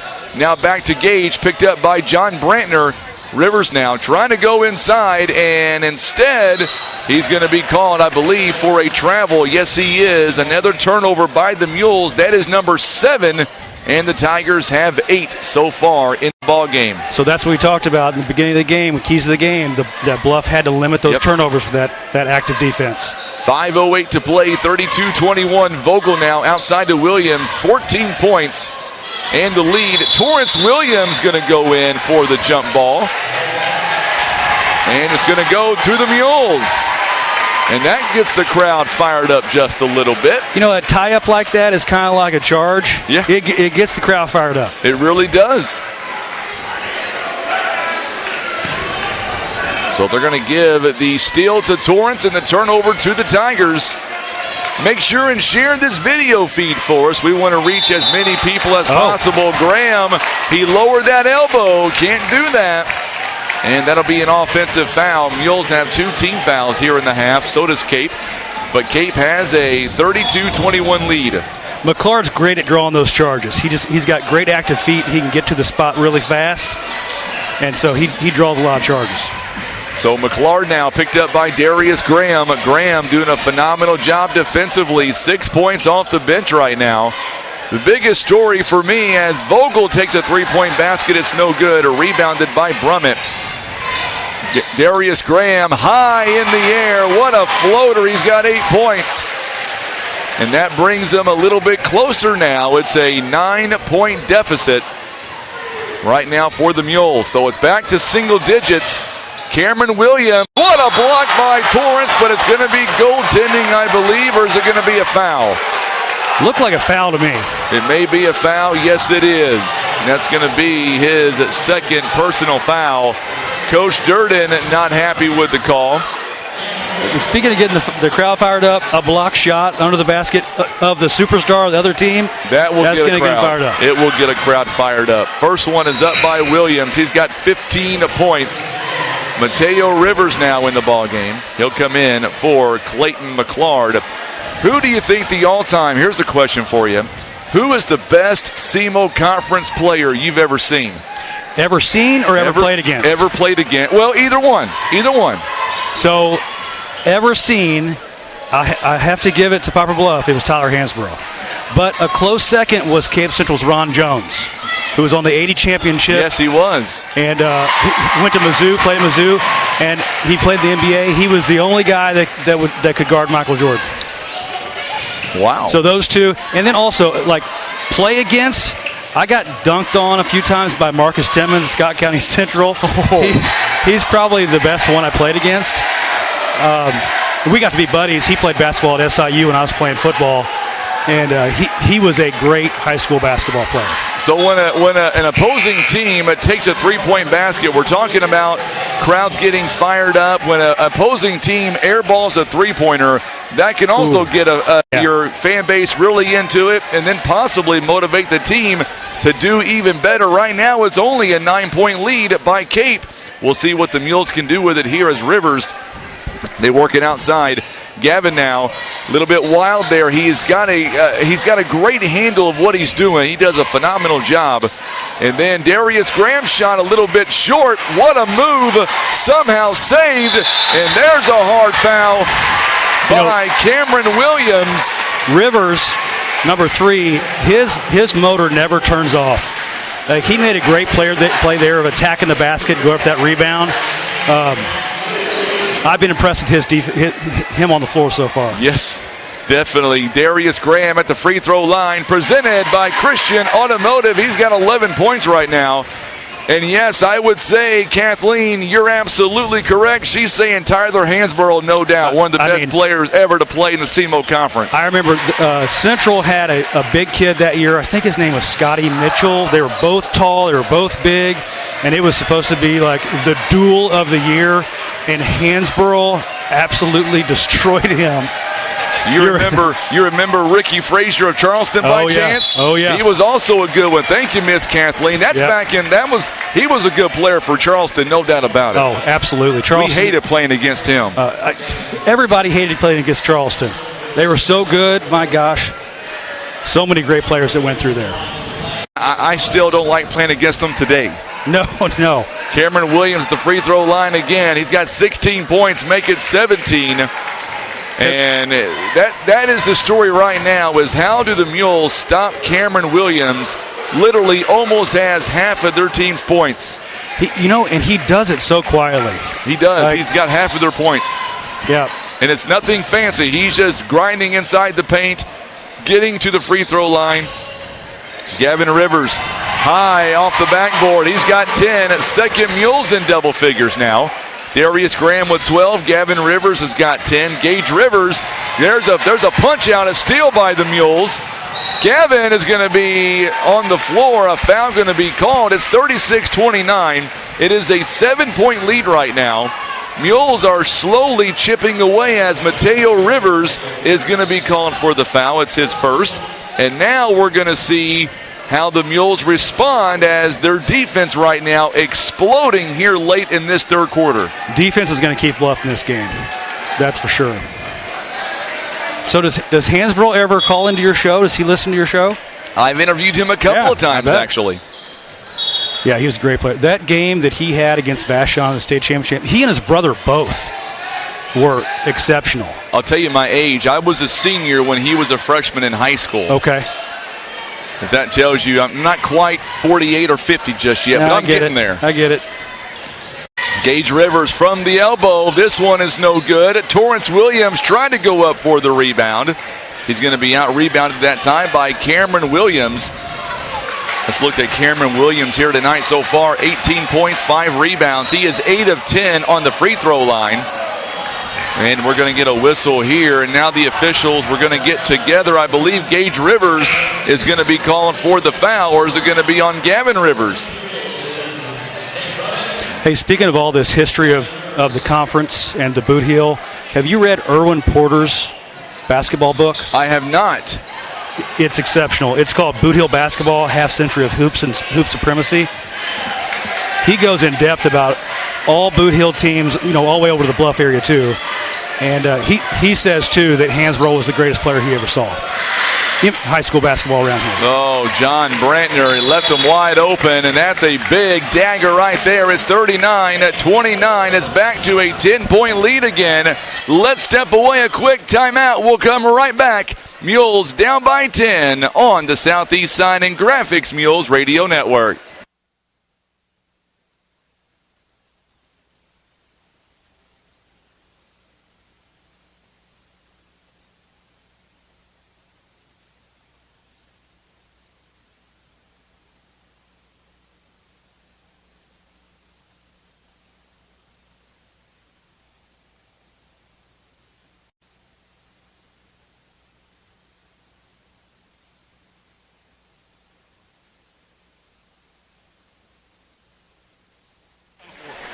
We're talking about Erwin Porter's book, and you've done your homework on this book, Jeff, and those are really good notes we were discussing during that last time out.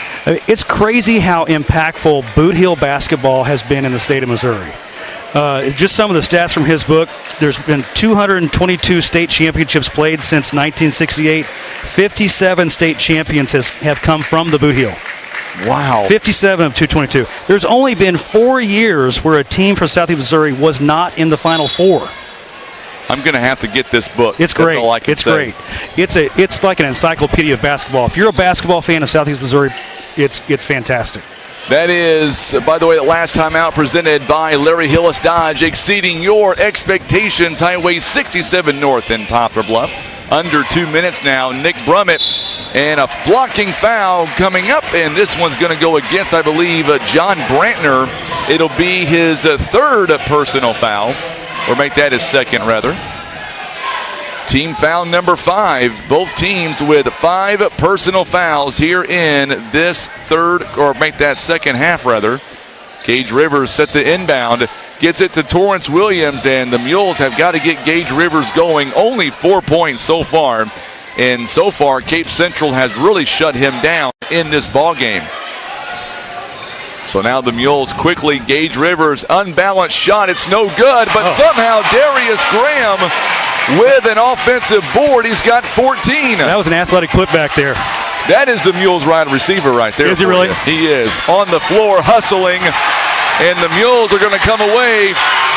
Torrance Williams misses the shot, but don't fret because Cannon Carr gets the offensive putback, and now it's a 6-point lead. All right, fans, if you're watching on Facebook, let us know about this exciting action right now. Are you enjoying what you're seeing by Bluff and by Cape Central? Cameron Williams inside the paint, a little bit short that time, rebounded by Torrance Williams. And now the Mules quickly down the floor. Gage Rivers is going to be fouled in the process. So the last 2 or 3 minutes here, Bluff has really picked up the intensity on defense. Yes, they have. And that is the second personal foul by Cameron Williams. Gage Rivers is going to go to the free throw line, presented by Christian Automotive. 84% free throw shooter as of right now. First one is up, and he's got a nice touch. 5 points. We're going to see McClard back in the ball game. Mateo Rivers is going to take a seat. Gage Rivers, 5 points. This is where he thrives, is in the second half. 38 seconds left in the third. Knocks them both down. So David Durbin, he'll come in for Nick Brummett. It is a 4-point ball game right now, Jeff. Poplar Bluff, David Durbin. Oh, my. Oh, it's going to be, yes. Oh, we're going to say a travel. Coach Durden, all he can do is look up. Good hustle by David Durbin. So you see Bluff here picking him up full court. We're going to go full court press here. So now Maurice Boyd quickly down the floor. 33 seconds. 4-point game. Crosses over on David Durbin. Now the Mules going to switch and try to double team. Boy, Gage Rivers is so fast. He plays great defense. Trying to get going offensively. 6 points here tonight. Boyd outside to Brantner for 3. Money. Saw that one going in. Brantner is an assassin from 3 points. 12 points here tonight. Darius Graham outside to Gage Rivers. Rivers with 5 seconds. Going to have to do something with it. It's going to be taken away, stolen away by Boyd.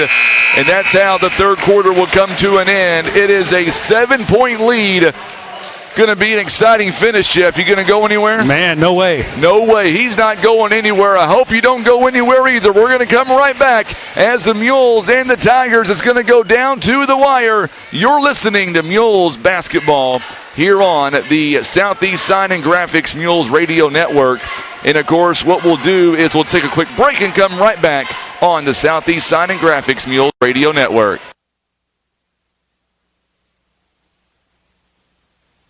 Kevin's Auto and Tire is a family-owned one-stop shop for fast, friendly, and affordable automotive services with the latest tools and technology as well as their time-tested automotive knowledge. They're guaranteed to get your vehicle fixed without breaking the bank. Eye Care Specialists is committed to the protection and the preservation of the precious gift of sight. Nothing is more important than your eyesight. That's the way the doctors of Eye Care Specialists see it. We are back here live here in Poplar Bluff. We've got Jeff Bruni with us. He is Cape Central alumni, decided to come down and check out the ball game, and I'm hoping that with all this technology at your fingertips, you're impressed. Oh, man. This is way better than what I did in Carbondale back in the 90s. So now Cape Central going to inbound, going from right to left on your radio dial or your TV screens.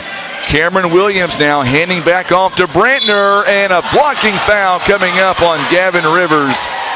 Coach Durden not sure he likes to call.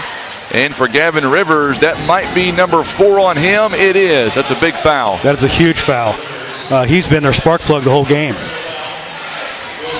Ross Bennett says Brantner's threes have been very huge. I would agree 1,000%. Dr. Ross Bennett, all Big 12 baseball at Baylor. Gotcha. Oh, good save there by the Mules. Good job by Gage Rivers to knock it away from Vogel. Gavin Rivers now throws it outside to Nick Brummett. Very physical down low. Brummett's shot is in and out, no good. Somehow Darius Graham comes away with a rebound. Gage Rivers goes up. That was Gage Rivers with a shot. Gage Rivers has really hurt the Tigers with his penetration all day. When you can get a point guard that can dribble drive like that and draw contact, and he shoots, 82% from the free throw line? 82%. He's a coach's dream. He has done a phenomenal job, no doubt about it. So now the Mules, Gage Rivers, 8 points here on the night, make it 9, and it's back to a 4-point ball game. It may not be a 10-point win by either team, but it's going to be a close finish. I said it was going to be close. You did say that. Right. We'll check the tape. That's right.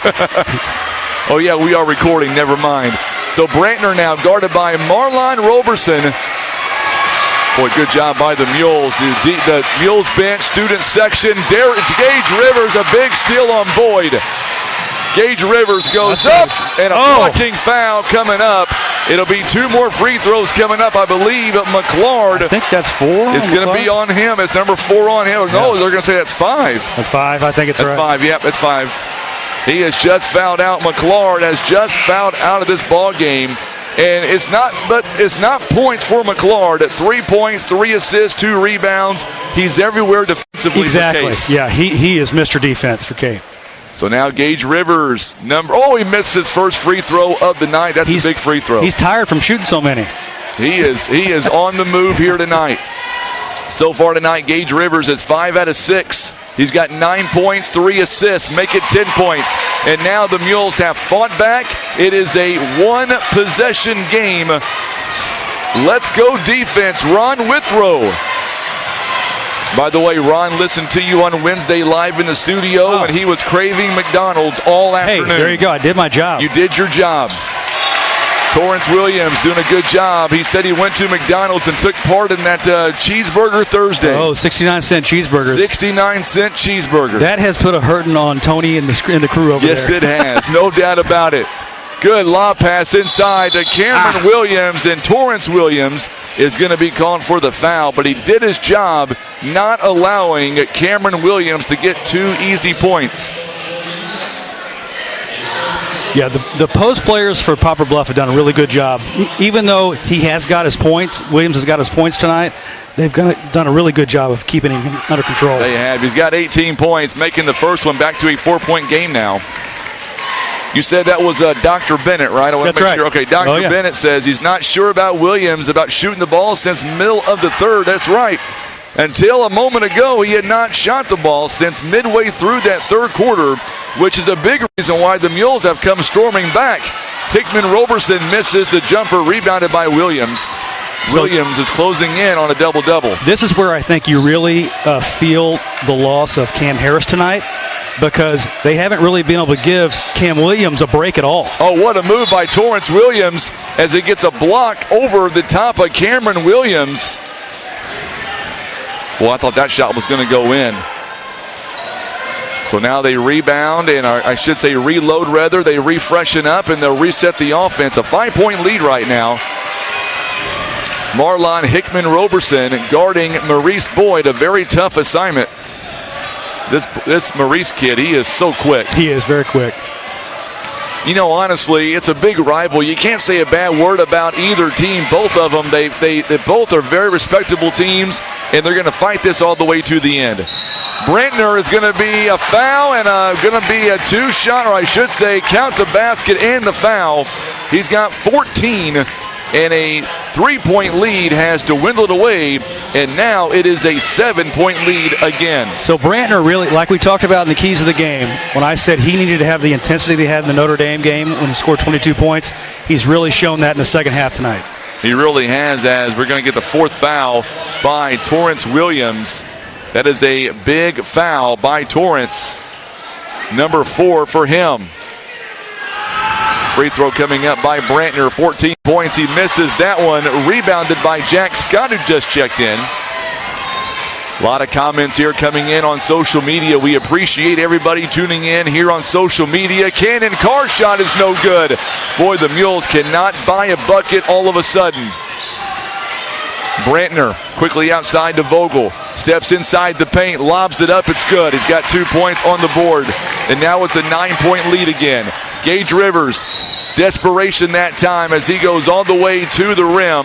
And he's going to draw the foul and shoot 2 more free throws. Brantner is going to be called for his 3rd personal foul. And Rivers knows his game. Yes, he does. Drive to the basket, get fouled. Gage Rivers, 2 free throws coming up, presented by Christian Automotive. First one is up, and it's good. He's got 11 points. We're going to see Gavin Rivers. He can't stay on the bench any longer. Darius Graham going to take a seat. By the way, Graham, our leading scorer right now with 14 points. Second one coming up. Knocks it down. He's got 12. All this scoring by Gage Rivers has pretty much come in the second half. Yeah, he came out of the locker room on fire.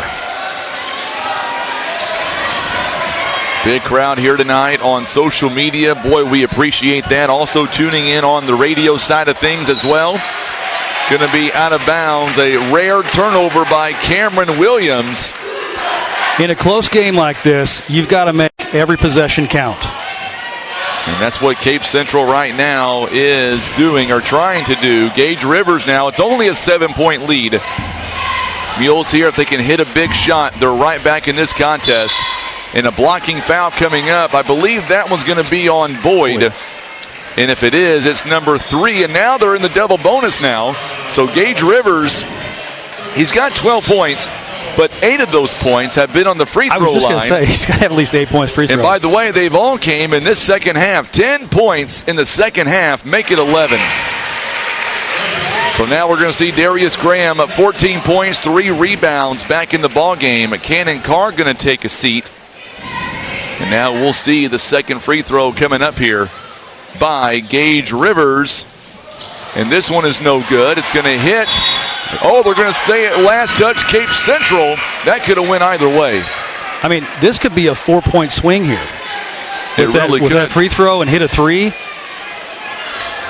So now we're going to see Gavin Rivers stay in the ball game. And now Nick Brummett going to inbound to Gavin Rivers here. 10 points in the ball game. Brummett picked up by Vogel. 48-42 the score. Gage Rivers, money. Gage Rivers, 15 points. And we're going to get a timeout. We'll step away a quick 30-second break. Don't go anywhere. You're listening to Mules Basketball on the Southeast Sign and Graphics Mules Radio Network. Some things have changed since 1952.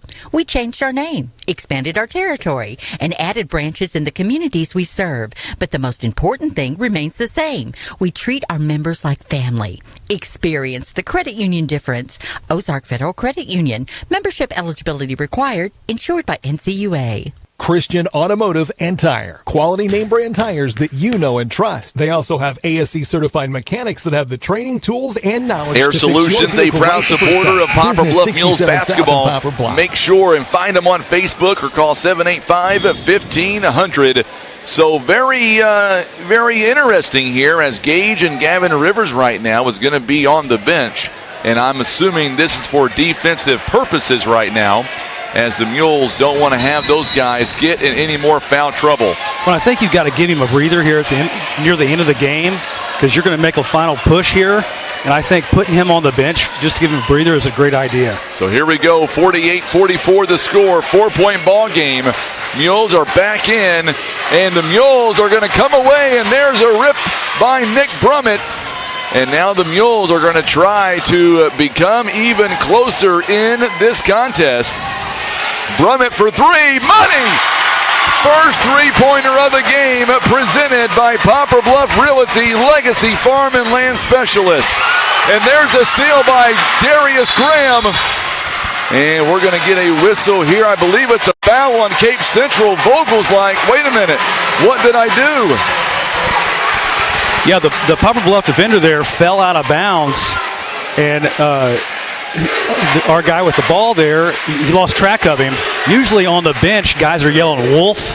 Yes, wolf, absolutely. Right? Wolf means you got somebody coming behind you to pull up and protect the ball. Brummett, 2 free throws presented by Christian Automotive. First one is no good.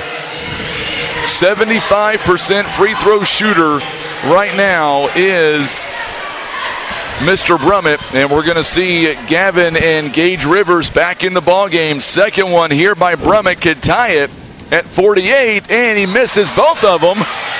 And the ball is going to go out of bounds by Brummett. Good call by the officials. It's going to go away from the Mules. Boy, Mules had 2 great opportunities there to not only tie this game, but maybe take the lead. And when Bluff doesn't miss very many free throws, when they do, they're long rebounds. Yes, they are.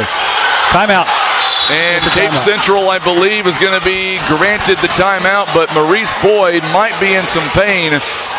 He is kind of that left wrist, it looks like. We'll keep an eye on that for sure. So, that if he comes out with McClard fouled out, that's a huge key to the game right there. It really is. You look at what we have seen thus far, and we've got just so many viewers right now tuning in, trying to get to all your comments. Let us know, final 4 minutes, what you think of this ball game. If Boyd has to come out because of injury, his replacement's going to be a freshman. In a huge game like this. He's still grabbing that wrist, too. He's right in the middle of that huddle. Tim, can you get in that huddle real quick on Cape Central side? As we're seeing, he's going to stay in the ball game, but as you can see, Tim is doing a great job. You can see number 1 there, Maurice Boyd. He's just trying to wave that wrist around. We don't want anybody to be hurt. We want to see a great finish, no doubt about it. As we're going to see Darius Graham is going to be called for the personal foul. It is a 1-and-1 coming up now, as we're going to see Mateo Rivers. Bluff's defense has kept them in this game in the second half, unbelievably. Their intensity on defense has been fantastic. Cape Central 5 of 12 from behind the arc. The Mules are 1 of 6 from the free throw line here tonight. The only three-pointer made is by Nick Brummett, and now it's back to a 2-point game of 49-47. Lee Wallace is loving this game from Evansville, Indiana. He's a big Mules fan, by the way. That's 2 big shots right there by a freshman. Yes, it is. So 2 big free throws by Mateo Rivers. It's 50-47. And just like that, the Mules couldn't do anything with it. So Bluff has already passed that 41 points per game given up by Central. Yes, they have. The problem is the Mules are nowhere near their 60 points they are averaging on offense, and we're going to get a whistle and an offensive foul.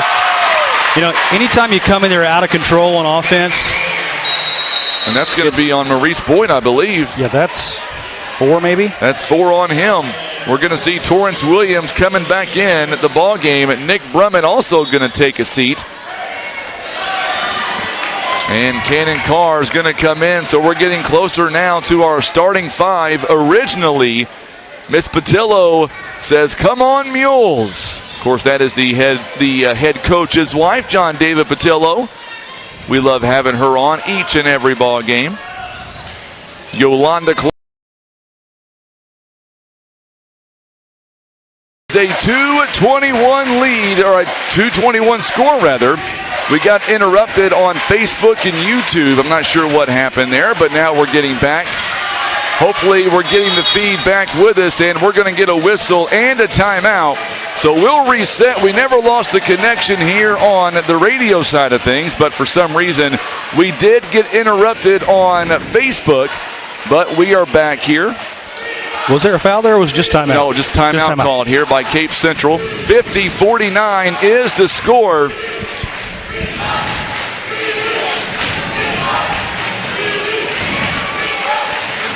All right, so now we are back.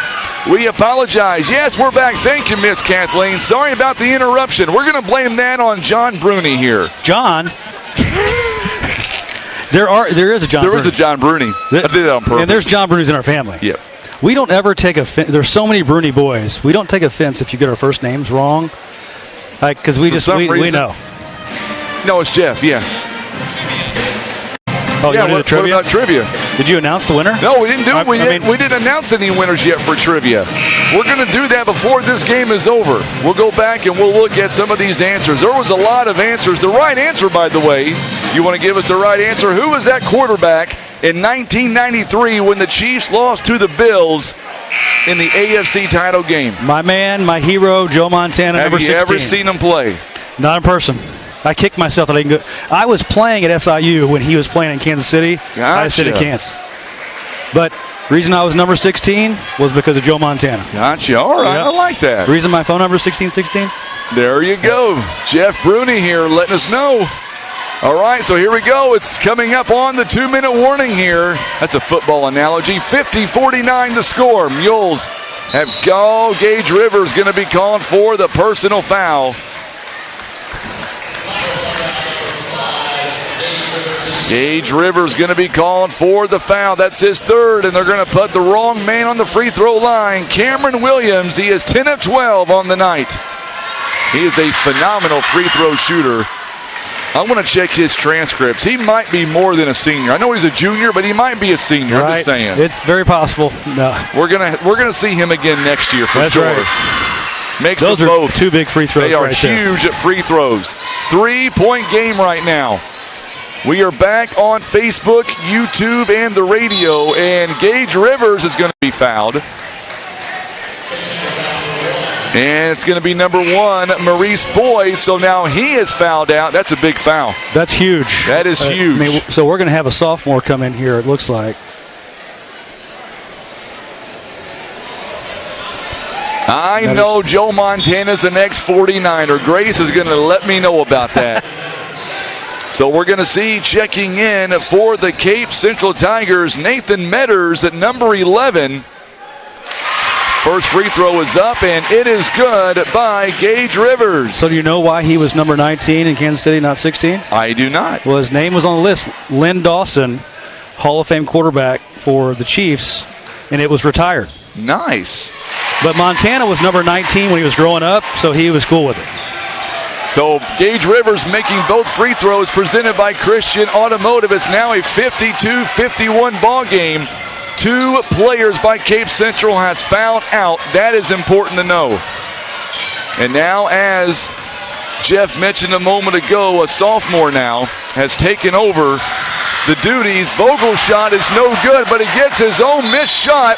Now we get a whistle and a foul coming up, I believe, on Brummett.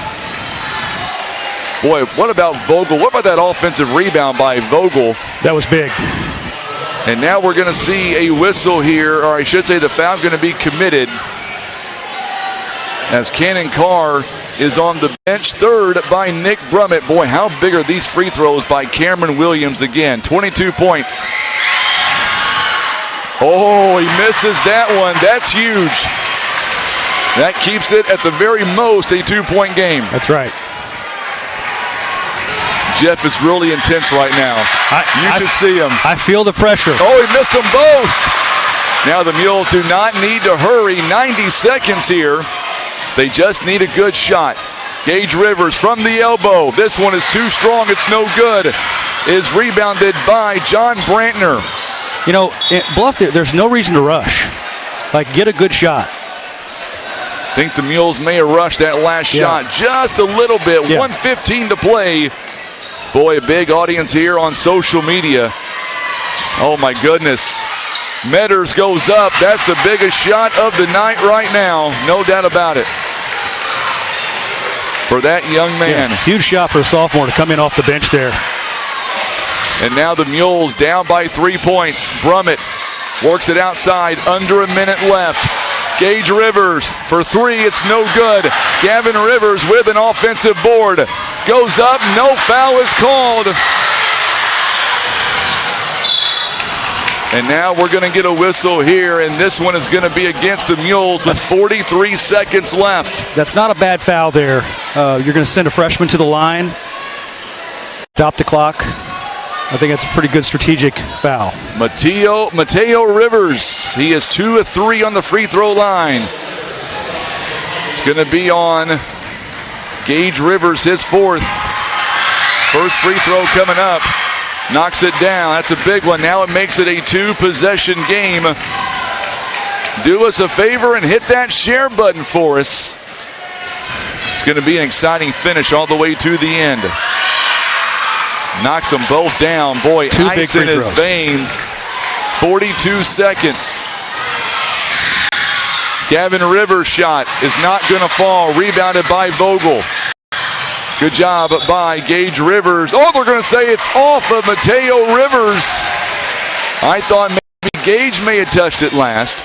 It was close. It's hard to see. As an official, you call it, you see. 33 seconds. The clock did not start. Now it does. Nick Brummett, the only three-pointer of the game so far. Gage Rivers could not get that shot to go down. Gavin Rivers, another offensive rebound. Boy, the Mules have got to move. What a move inside to Gavin, and Gavin's shot goes down. And now it is back to a 3-point lead with 12 seconds left in this game. Timeout by the Mules. You're going to see high pressure here from Bluff, that's for sure. If you're Coach Durden and Poplar Bluff, how long do you wait? They're going to put some time back on the clock. 14.2 seconds left. At what point on the inbound do you foul? You're down by 3. I say immediately. Once that ball comes in, you got to hammer somebody. So Poplar Bluff, they trail by 3. They led at one point by 3 points early in the first quarter.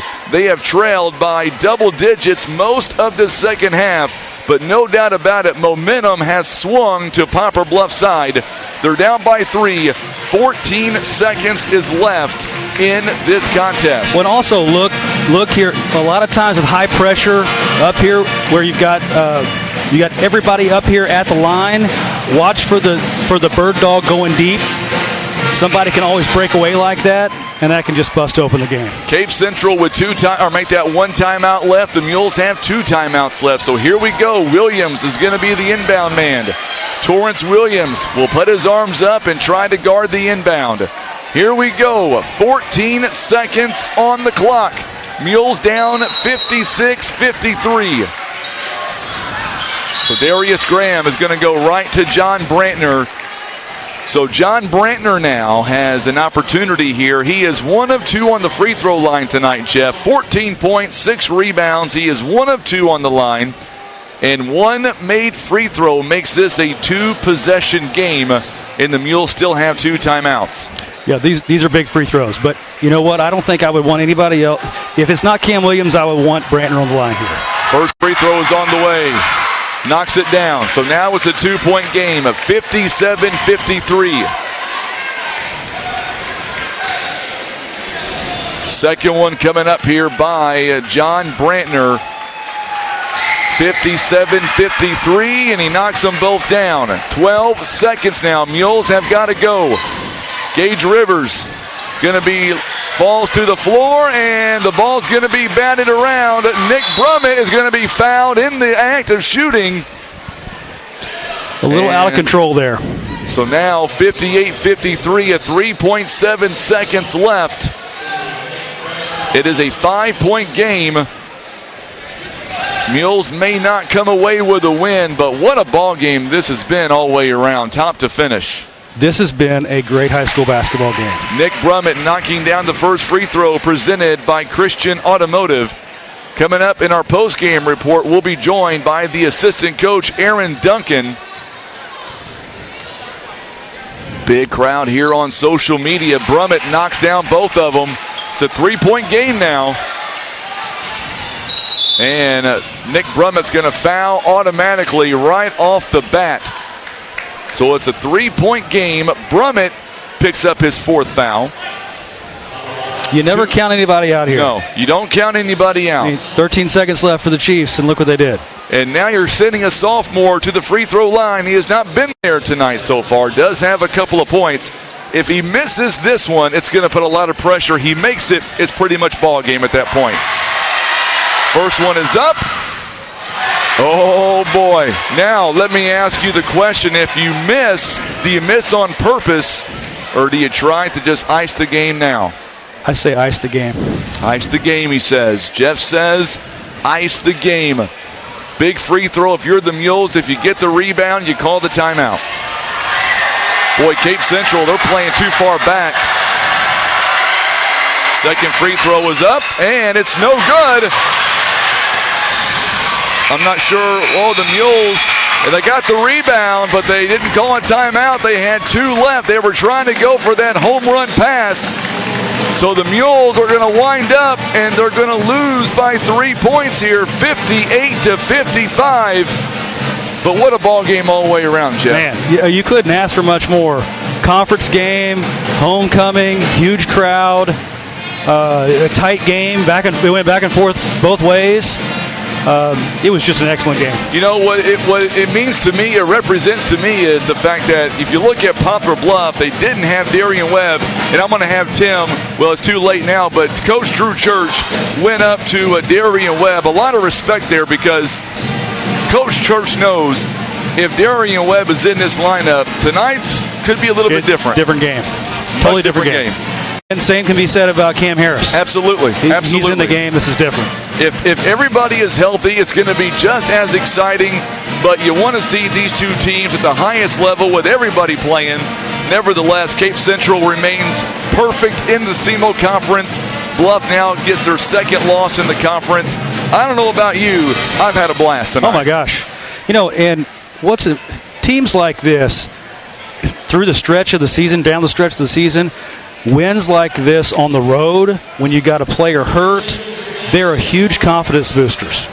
Absolutely. And I tell you what, Cape Central, they're going to be a tough out coming up. I'm just glad we're not going to see them again the rest of this year. Right. And I just say good luck to you guys coming up in the districts. It's going to be tough. And I say the same thing about Bluff. Yeah. I mean, they'll have a lot of confidence. I mean, it won't show tonight, but they'll have a lot of confidence knowing that they played Cape Central this tight in a huge game like this. Absolutely. It was a very close ball game, very fun ball game on homecoming night. I'm just glad that you were able to come down and be a part of it. We're going to interview real quick Coach Aaron Duncan real fast. We'll get him on the set here.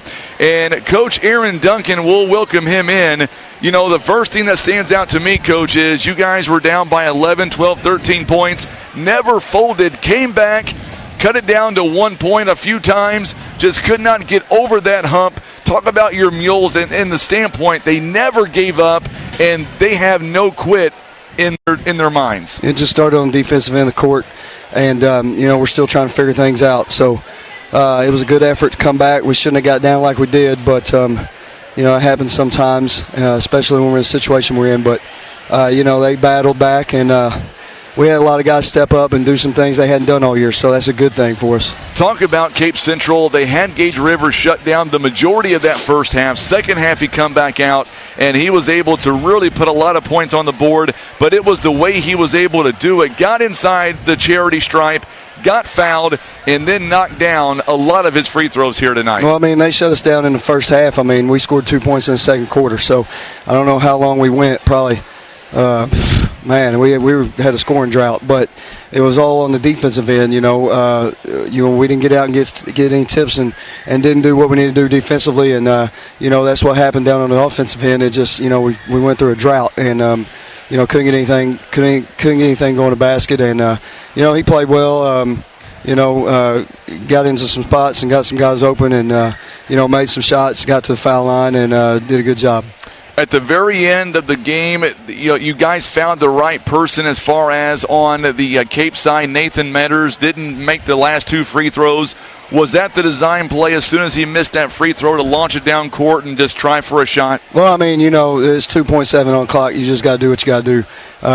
Really, you just want to get the rebound and somebody take a couple dribbles and try to shoot one. But, what's the odds of that? Of it going in. There's slim to none. So, we battled, we came back, we learned a lot. Some guys grew, and that's the key.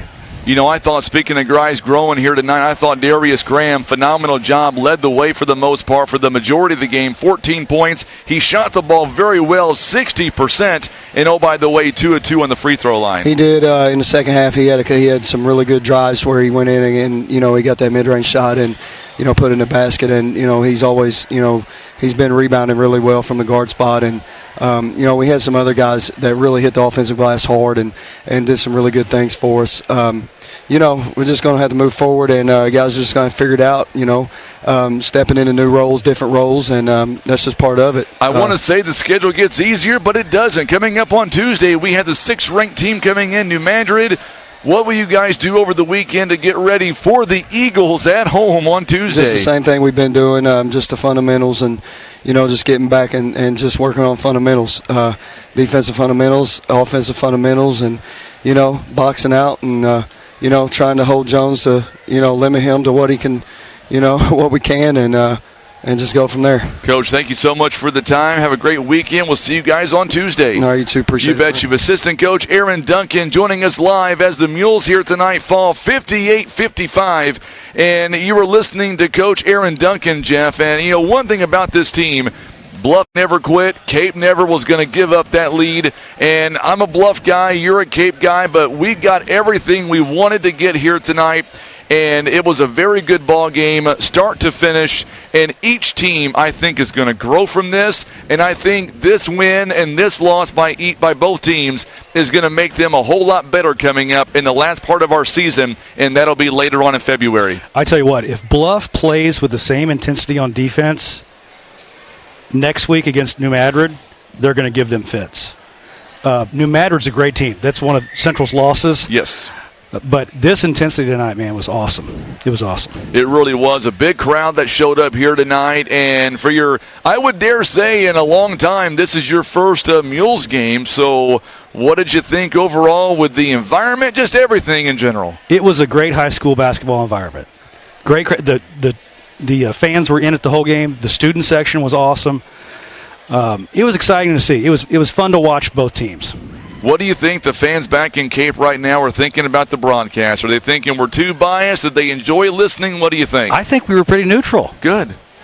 Yeah. I mean, I'm sure my phone's going to get blown up on the way home. I'm sure. That we should just go to your sponsor, Las Margaritas. I agree. I would agree. Is that where you have your the coaches show every week? We need to start doing that. We definitely need to start doing that. I'll come over for that. I guarantee it you will. Jeff, I'm so glad you were able to come out, and I'm hoping that eventually maybe a football game down the road, maybe another basketball game down the road, you'll be able to join us sometime or another. I would definitely love to do football. I like doing basketball, of course. I played, but I know my football. I'm pretty insightful. You have to come to us next year in football because we're playing in Bluff. Oh, that's fine. Oh, okay. Yeah, so there you go. Right. So we're going to look in that camera real quick before we go and just tell the folks for listening in how much you appreciate coming down here. For them joining us here tonight, and how much fun this was. It was amazing. I appreciate the invite. Absolutely. I really do. I think this was fun. For two guys that have never worked together like this, and to have an amateur with a pro. Vice versa. Pro, amateur right here. I think that we did a great job. I got a ton of compliments. Good. Text to me. So I think it was fun. I appreciate you having me. I'm going to go to McDonald's. I'm going to get my French fries and ice cream. That's my go-to. When I lose a big game like this, that's my go-to. Is anybody, have them text in again? French fries dipped in ice cream. I have never heard that before, but that's family's my go-to. When we lose a ball game, that's my go-to. It's my comfort food, and because of Jeff, I'm going to go to McDonald's here in Poplar Bluff and make that happen. So they're still open right now. Yeah, they're still open right now. So what do you do for celebration when you win? It's called a taco Sella from Las Margaritas. There you go. That's my go-to when we win. And a margarita. And a margarita. Yeah. Jeff, thank you so much for coming up tonight. We really appreciate you, my friend. It was nice having you on the air. And I'm the amateur. This guy's the pro. And I'm just so happy you were able to stop in to, see a good ball game. And most importantly, call a good ball game with me. Yeah, it was fun. I had a great time. Let's do it again. We will. Tim, for Jeff Bruning, I'm Frankie Castile. Tim Hicks is on the camera. He'll be back in football season, I guarantee you. Thank you again for tuning in. Safe weekend to you. Mules here get the loss here tonight by 3 points. Cape Central now 13-3 on the season. Poplar Bluff 12-5. Our next broadcast is coming up on Tuesday as the Mules takes on New Madrid. By the way, the girls coming up tomorrow starting at noon. Benton, Illinois will be right here in Poplar Bluff. Come out and support the Lady Mules. And by the way, congratulations to Ella Zagainer, our 2022 homecoming court. She is our queen. Thank you again for tuning in. I'm Frankie Castile. So long from Poplar Bluff. We'll see you back here coming up on Tuesday as the Mules take on New Madrid.